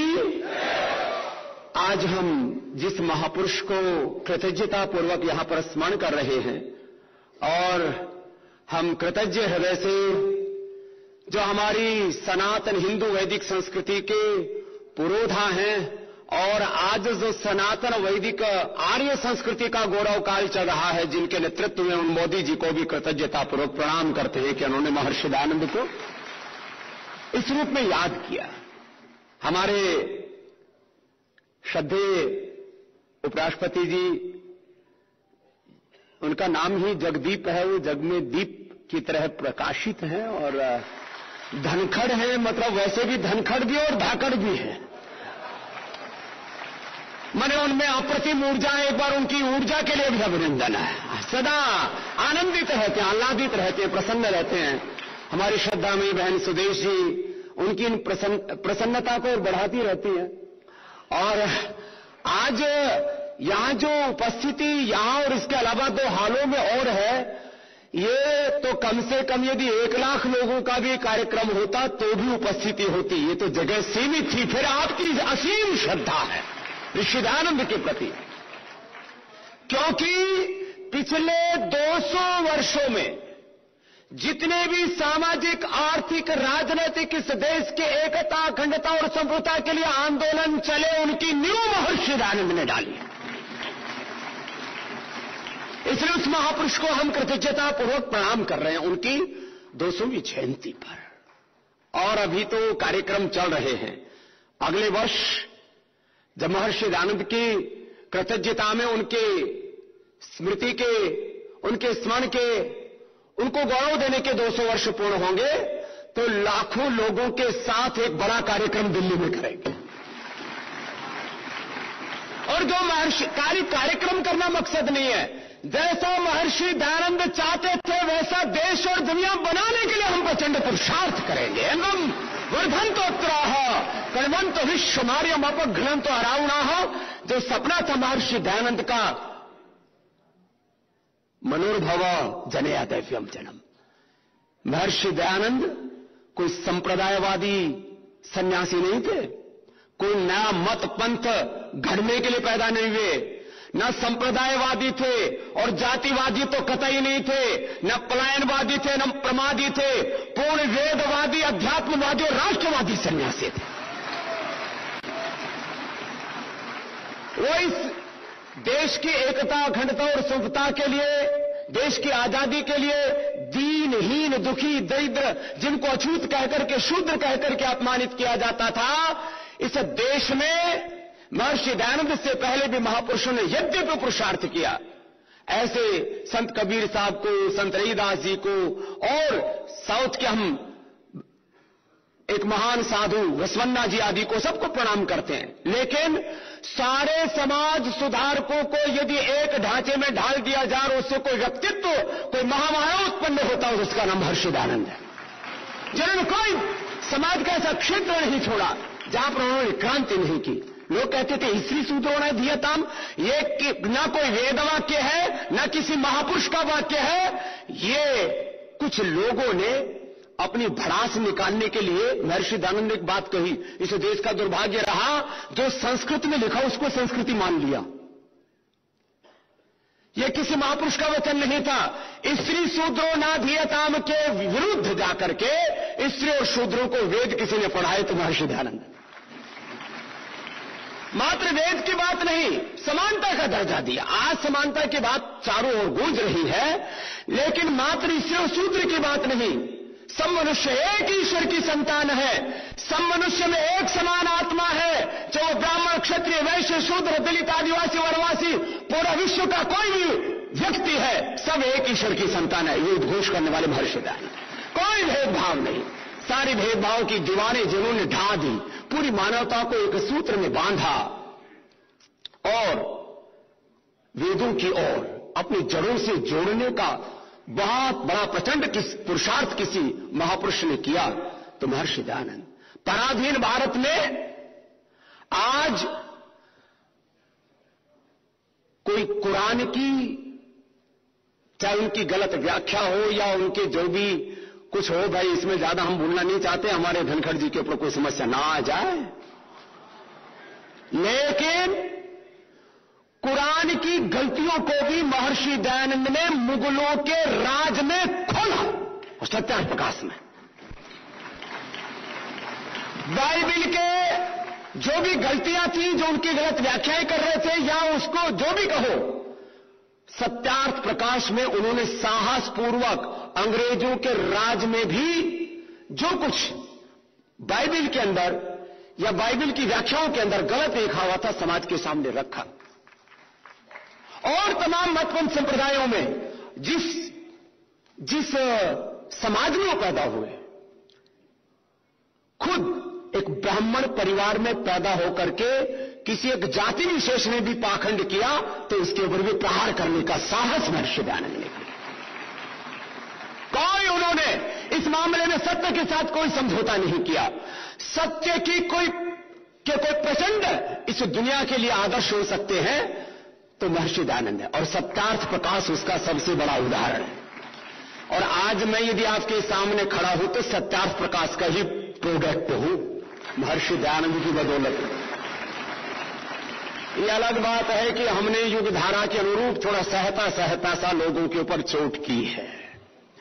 बड़ा कई बार प्रहार भी इतना गहरा हो जाए कि घाव बहे ना तो थोड़ी दिक्कत हो जाती है।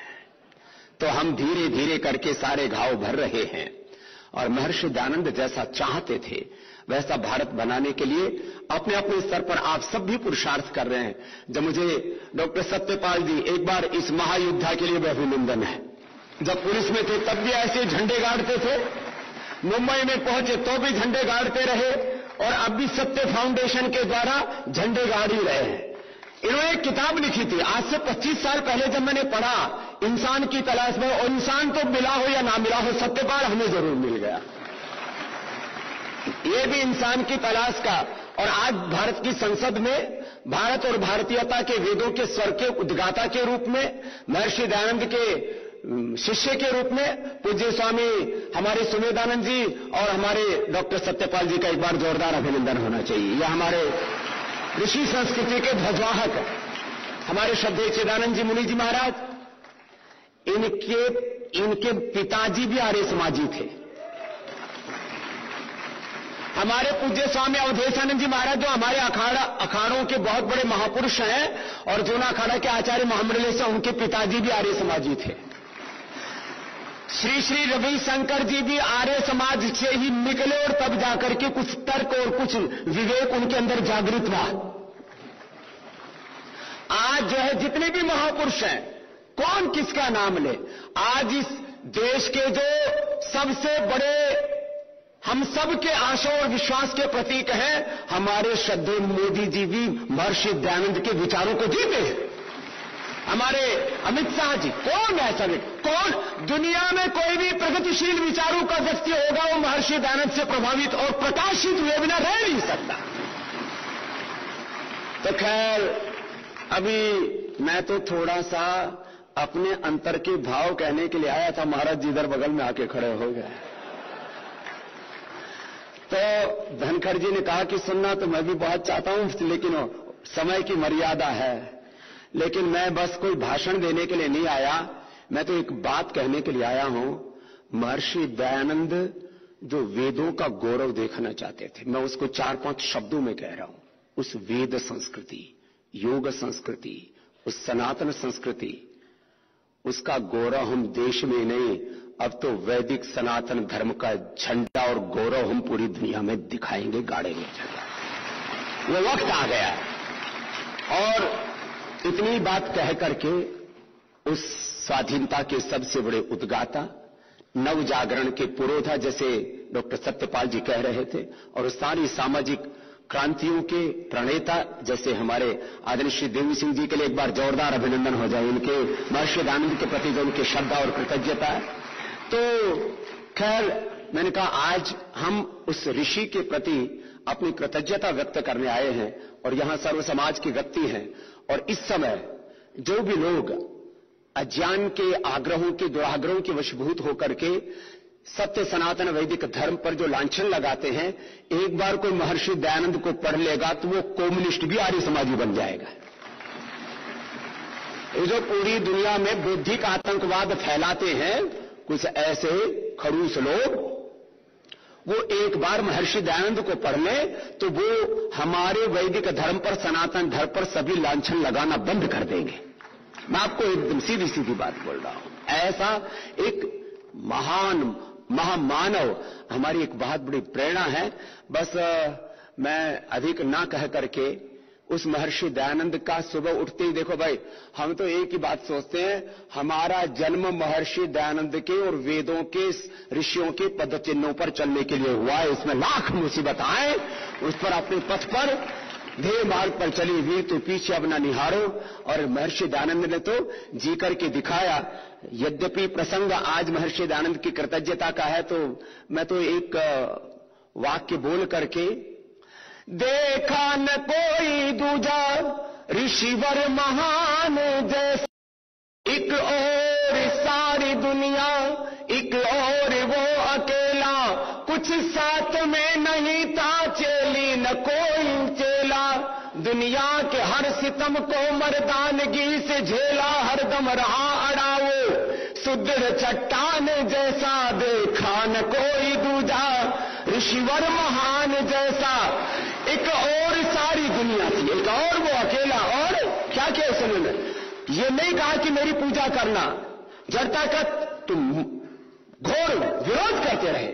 ए आर्य तुम समाधि मेरी नहीं बनाना, मेरे तन की आंख लेकर खेतों में जा गिराना, वेदों के पथ पर चलना, संसार को चलाना, उपकार करते जाना, बन जाए श्याम जीवन ऋषिवर महान। जैसा बोले महर्षि देव दयानंद की जय।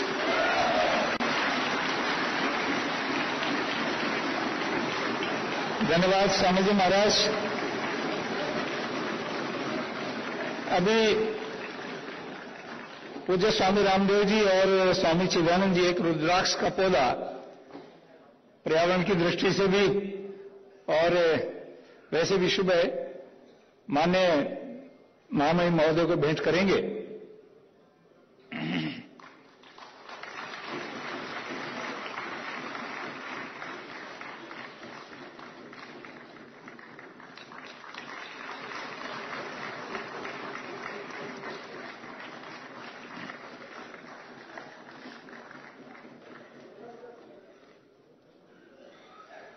अब मैं माननीय उपराष्ट्रपति महोदय से निवेदन करूंगा कि आप उपस्थित सभी सज्जनों को संबोधित करें। माननीय उपराष्ट्रपति महोदय, इसके बाद में हम फिर राष्ट्रगान करेंगे, वो सूचना मैं बाद में दूंगा।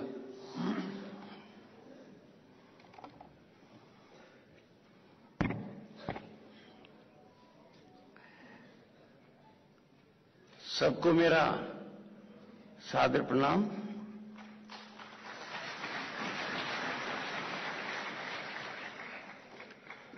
आज का ये कार्यक्रम बदलते हुए भारत की एक तस्वीर प्रस्तुत करता है।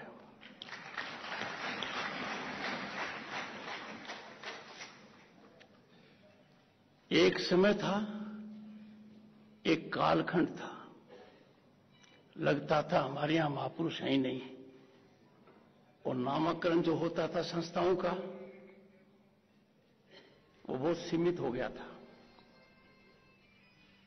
सिमट कर रह गया था। उसमें जो खुलापन आ रहा है, भारत के इतिहास को पूरी तरह से दर्शाया जा रहा है, ये बहुत ही सुखद परिवर्तन हो रहा है। भारत सरकार में राज्य मंत्री श्री देवू सिंह चौहान जी बहुत ही सरल व्यक्तित्व के धनी,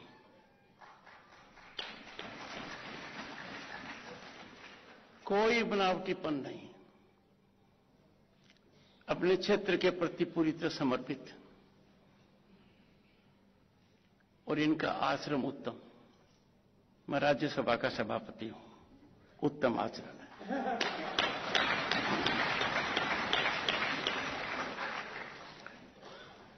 पतंजलि योगपीठ हरिद्वार से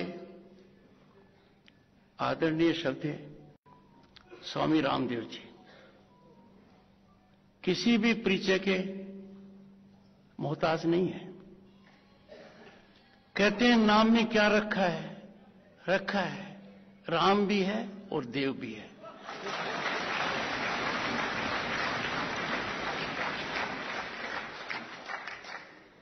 समय के साथ हम कुछ चीजें भूल जाते हैं,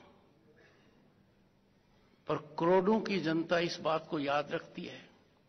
वो समय प्रातःकाल देश के हर कोने में, इन एवरी वेदर कंडीशन, हर वर्ग के लोग योग सीखने आते थे।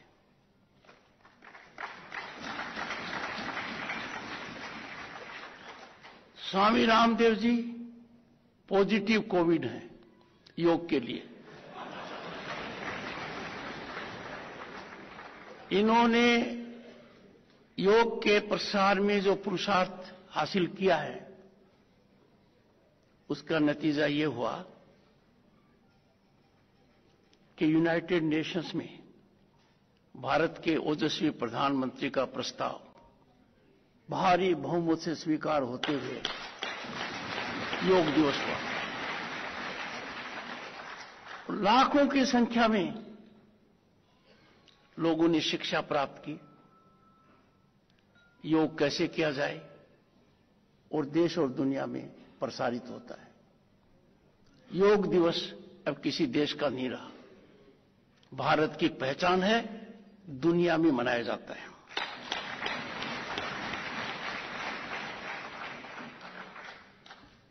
सांसद डॉक्टर सत्यपाल सिंह जी, मुझे वो दिन याद है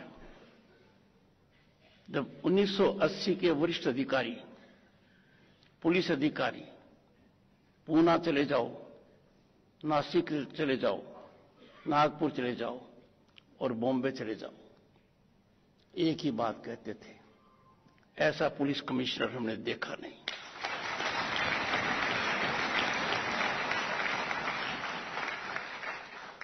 इतना बड़ा कैरियर और एक बयान जारी कर दिया।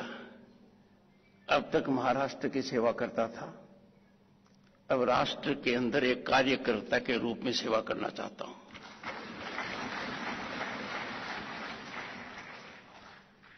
बागपत में जो परिवर्तन किया है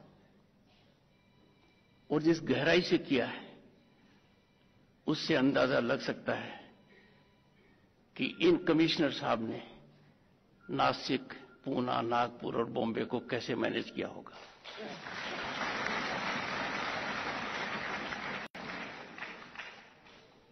इनके विचार इतने गहराई के हैं कि अंदाजा नहीं लगाया जा सकता। नाम में तो है ही सत्य, पर अलका जी का इनको समर्थन इतना ज्यादा है, ये जानकारी मुझे तब हुई जब मैंने दोनों को राजभवन कलकत्ता बुलाया, जब मैं राज्यपाल था। और अलका जी ने वो कहावत चरितार्थ कर दी, behind every successful man there is a woman. इस कार्यक्रम में भी अलका जी का जो योगदान है, अभिनंदन योग्य है।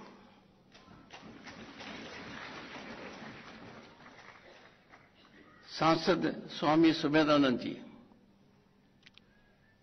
एक कहावत है और पूर्व प्रधानमंत्री अटल बिहारी वाजपेयी जी ने भी कही थी, you can't choose your neighbours, you have to live with your neighbours.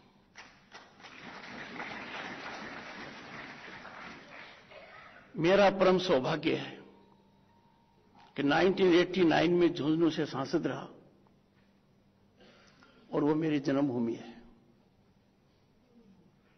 कर्म से सुमेधानंद जी मेरे पड़ोसी हैं, ये सीकर से सांसद हैं। मैं इनको उस कहावत के विपरीत मानता हूं, he is a neighbour I would ever love to have. एक विचित्र स्थिति और है, मंच पर विराजमान दो महानुभाव, सुमेधानंद जी का कर्मभूमि सीकर है और आदरणीय स्वामी रामदेव जी की जन्मभूमि हरियाणा में झुंझुनू के नजदीक है। मुझे दो महापुरुषों का आशीर्वाद प्राप्त है और इसकी रचना विधि ने की है। परमार्थ निकेतन ऋषिकेश से स्वामी चिदानंद सरस्वती जी, कुछ कार्यक्रमों में मेरी इनसे संक्षिप्त मुलाकात हुई है। He has magnetic personality.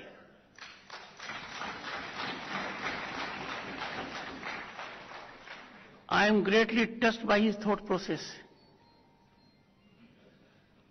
और इनका जो निमंत्रण है वो फलीभूत करने का काम तो इन्हीं का है, निश्चित होगा।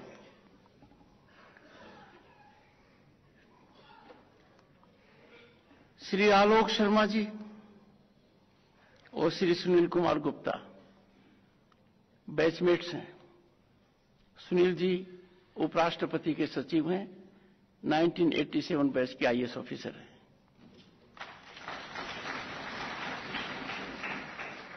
आईआईटी कानपुर से शिक्षा प्राप्त की और मुझे इनकी योग्यता का, विद्वता का और मार्गदर्शन का बड़ा लाभ मिला है।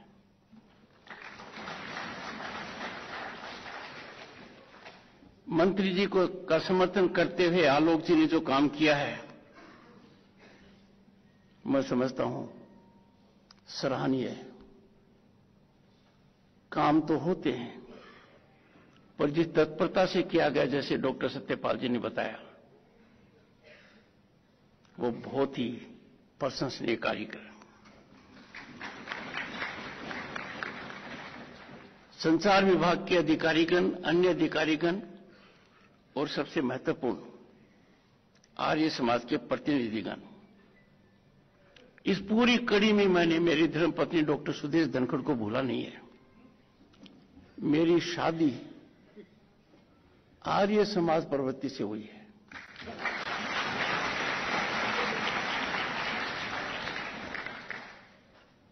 और इनके बिना यह संभव नहीं था।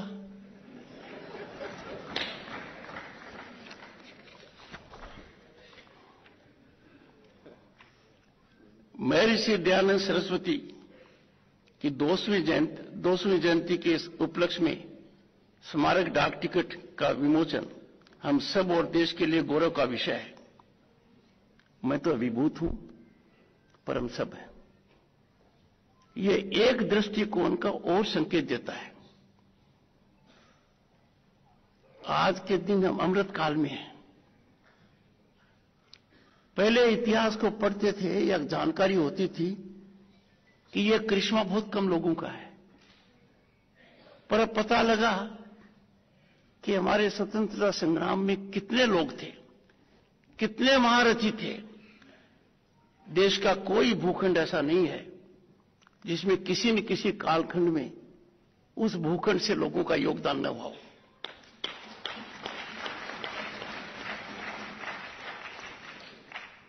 यह जो बदलाव है और जिस बदलाव का डंका दुनिया के अंदर महसूस किया जा रहा है, और Bharat is on the rise as never before, the rise is unstoppable. आज का कार्यक्रम भी उसका एक फैसेट है।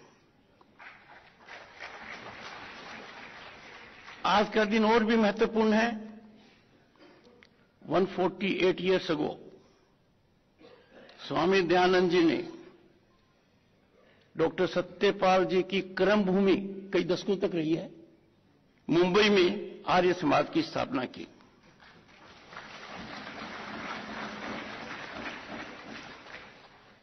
दुनिया के देशों पर नजर दौड़ाइए,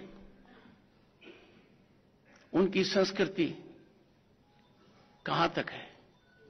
हमारी तो हजारों साल की है। We are matchless. Our civilizational background, ethos are unprecedented. इसका कोई पैरेलल नहीं है। प्राचीन काल से ही ऋषि मुनियों का देश रहा है।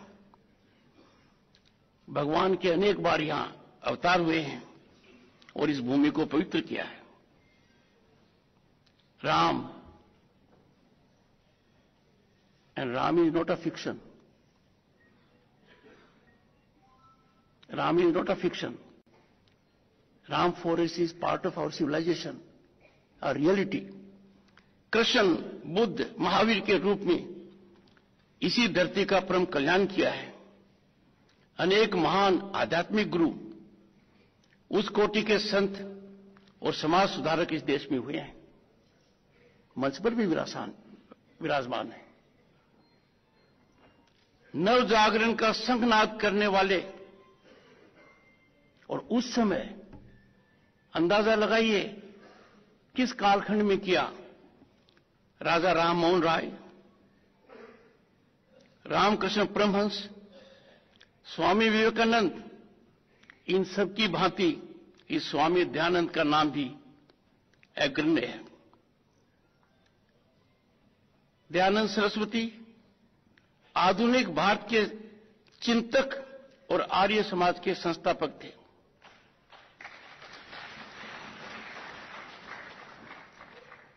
स्वामी जी द्वारा रचित सत्यार्थ प्रकाश ग्रंथ आर्य समाज का मूल ग्रंथ है।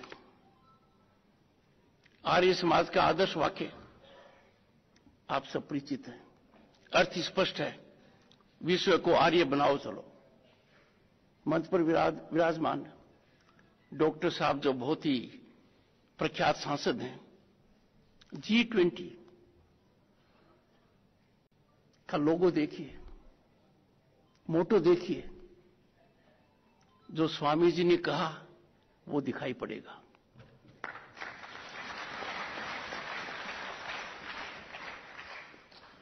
स्वामी जी सदैव और आज भी सबके हृदय में विराजमान है।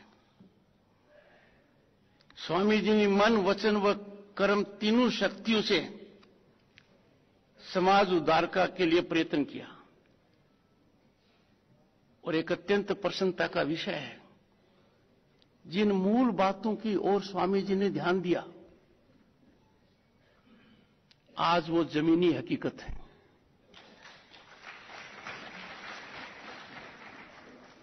चाहे बेटी बचाओ बेटी पढ़ाओ जमीनी हकीकत है और समाज में उनका सकारात्मक असर है। And this emergency is highly impactful even at a global level. Swami ji युग पुरुष क्यों हैं? मैं उनके एक वचन की ओर आपका ध्यान आकर्षित करना चाहता हूं। आई कोट, स्वाधीनता मेरी आत्मा और भारतवर्ष की आवाज है। ये स्वामी जी ने कहा था। स्वाधीनता मेरी आत्मा और भारतवर्ष की आवाज है, यही मुझे प्रिय है। मैं विदेशी साम्राज्य के लिए कभी प्रार्थना नहीं कर सकता।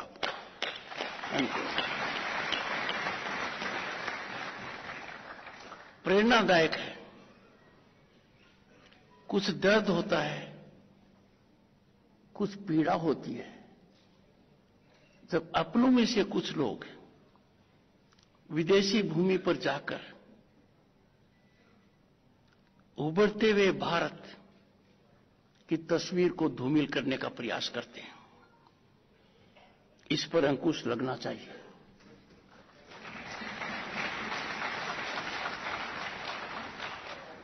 समझ में नहीं आता, सच्चे मन से भारतीयता और भारत में विश्वास करने वाला व्यक्ति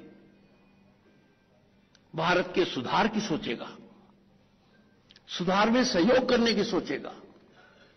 हो सकता है कमियां हों, उन कमियों को दूर करने की सोचेगा। पर विदेश में जाकर नुक्ताचीनी करना, विदेश में जाकर संस्थाओं के ऊपर वो टिप्पणी करना जो हर मापदंड पर अमर्यादित है, स्वामी जी के इस सोच के विपरीत आचरण है।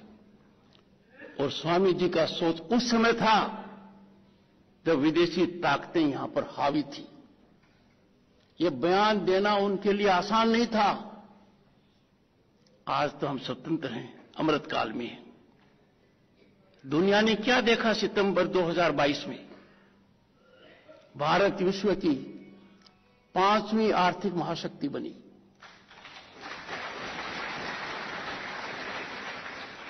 इस उपलब्धि का अंदाजा लगाइए कि जिन लोगों ने हम पर शताब्दी तक राज किया, उनको पछाड़कर 5वीं पायदान पर आए।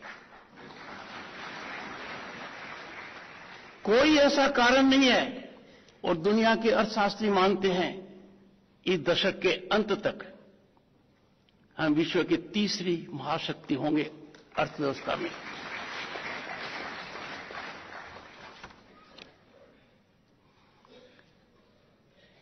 स्वामी जी ने वैदिक धर्म व संस्कृति के उत्थान के लिए जीवन पर्यंत प्रयास किया, राज्यपाल की हैसियत से भी। और हर पृष्ठभूमि में मैं कहता आया हूं कि जो वेद में है वो संपूर्ण है। जो वेद में है उसकी जानकारी हमें होनी चाहिए। थोड़ा सा चिंता का विषय है जिस पर यहां जितने लोग हैं हम सबको ध्यान देना चाहिए। कुछ लोग वेद की चर्चा करते हैं, पर कभी उन्होंने वेद को देखा नहीं है, पढ़ना तो दूर की बात है। मेरा आपसे आग्रह रहेगा आज के दिन विशेषकर कि हम वेद का अध्ययन करें।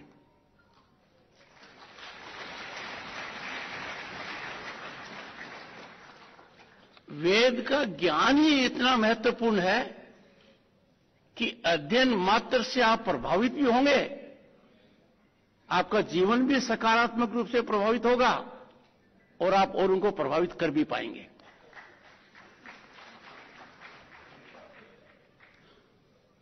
स्वामी जी ने सदैव विदेशी दासत्व से भारतीय जनमानस को मुक्त करने हेतु प्रयास किया। यहां पर मैं एक बात आपको कहना चाहूंगा। कुछ विदेशी संस्थाएं कार्यरत हैं और वो हमको ज्ञान देती हैं कि हमारा भारत कैसा है। वो हमें बताते हैं हमारे नीचे की जमीन कैसी है, जिसकी जानकारी हमको है। और उनका उद्देश्य है भारत की उभरती हुई गति पर अंकुश लगाना। अमेरिका में भी ऐसे संस्थान हैं, पर चिंताजनक 3 बातें हैं। वहां पर जो पीठ कायम की जाती है, हमारे अरबपति उद्योगपति उसमें करोड़ों देते हैं। मैं नहीं कहता कि उनकी नीयत खराब है, पर शायद ये बात उनके ध्यान से उतर गई है। उस करोड़ों के योगदान की वजह से वहां अपने ही कुछ लोग इस प्रकार के कार्यक्रम की रचना करते हैं कि हम भारत को धूमिल कर दें। मैंने अध्ययन किया है, उन संस्थाओं के अंदर अनेक देशों के विद्यार्थी और अध्यापक हैं, अनेक देशों के हैं, पर ये अनुचित कार्य हमारे ही कुछ लोग क्यों करते हैं, किसी और देश के लोग क्यों नहीं करते हैं? ये बड़े सोच और चिंतन का विषय है। ये तो बहुत बड़ा बदलाव आ गया कि भारत पर इस बात का अब असर नहीं होता है। दुनिया में भारत की आवाज उतनी बुलंदी पर है आज के दिन जिसकी परिकल्पना स्वामी दयानंद सरस्वती ने की थी। आज विश्व के किसी भी मंच पर भारत की आवाज का मुद्दा नहीं है, मुद्दा है भारत की इस पर क्या आवाज है, और ये बहुत बड़ा बदलाव है। ऐसी परिस्थिति के अंदर कोई दूसरी बात करे, ये थोड़ी सी अटपटी लगती है। मैं मानकर चलता हूं हमारा इंटेलिजेंस और मीडिया इस पर ध्यान देगा, अध्ययन करेगा, जनता को जागरूक करेगा, ताकि उन लोगों पर अंकुश लगे। हिंदी के लिए संविधान में एक व्यवस्था की गई है, पर स्वामी दयानंद जी ने तब परिकल्पना की थी और खुलकर कहा था। उन्होंने हिंदी के बारे में बहुत सकारात्मक रवैया रखा। इसके अतिरिक्त वैदिक धर्म व संस्कृत भाषा को भी समाज में विशेष स्थान प्राप्त हो, उसके लिए वो कार्यरत थे। संस्कृत भाषा के बारे में विशेषकर कहना चाहूंगा, दुनिया के कई देश हैं जो संस्कृत के प्रति बहुत आकर्षित हो चुके हैं। संस्कृत वहां पढ़ाई जाती है। कारण कुछ भी हो, हमें संस्कृत को और बढ़ावा देना पड़ेगा।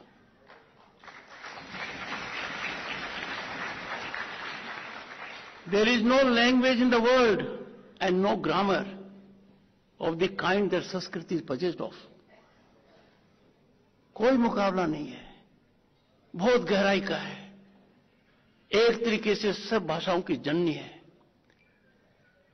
और हम जननी को मिटने नहीं दे सकते।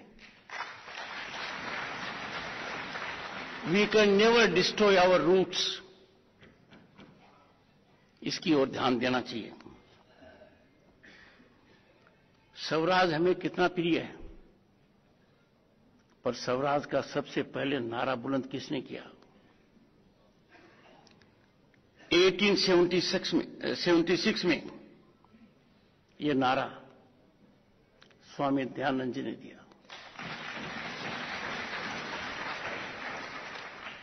और इसको आगे बढ़ाया तिलक ने, लोकमान्य तिलक ने आगे बढ़ाया। उसके बाद यह जन आंदोलन बना।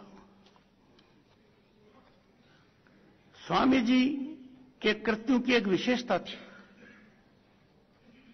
और उनका मानस था कि मानसिक रूप से स्वतंत्र हो, मानसिक रूप से दासत्व से मुक्त हो, और यही इनकी कार्यशैली थी।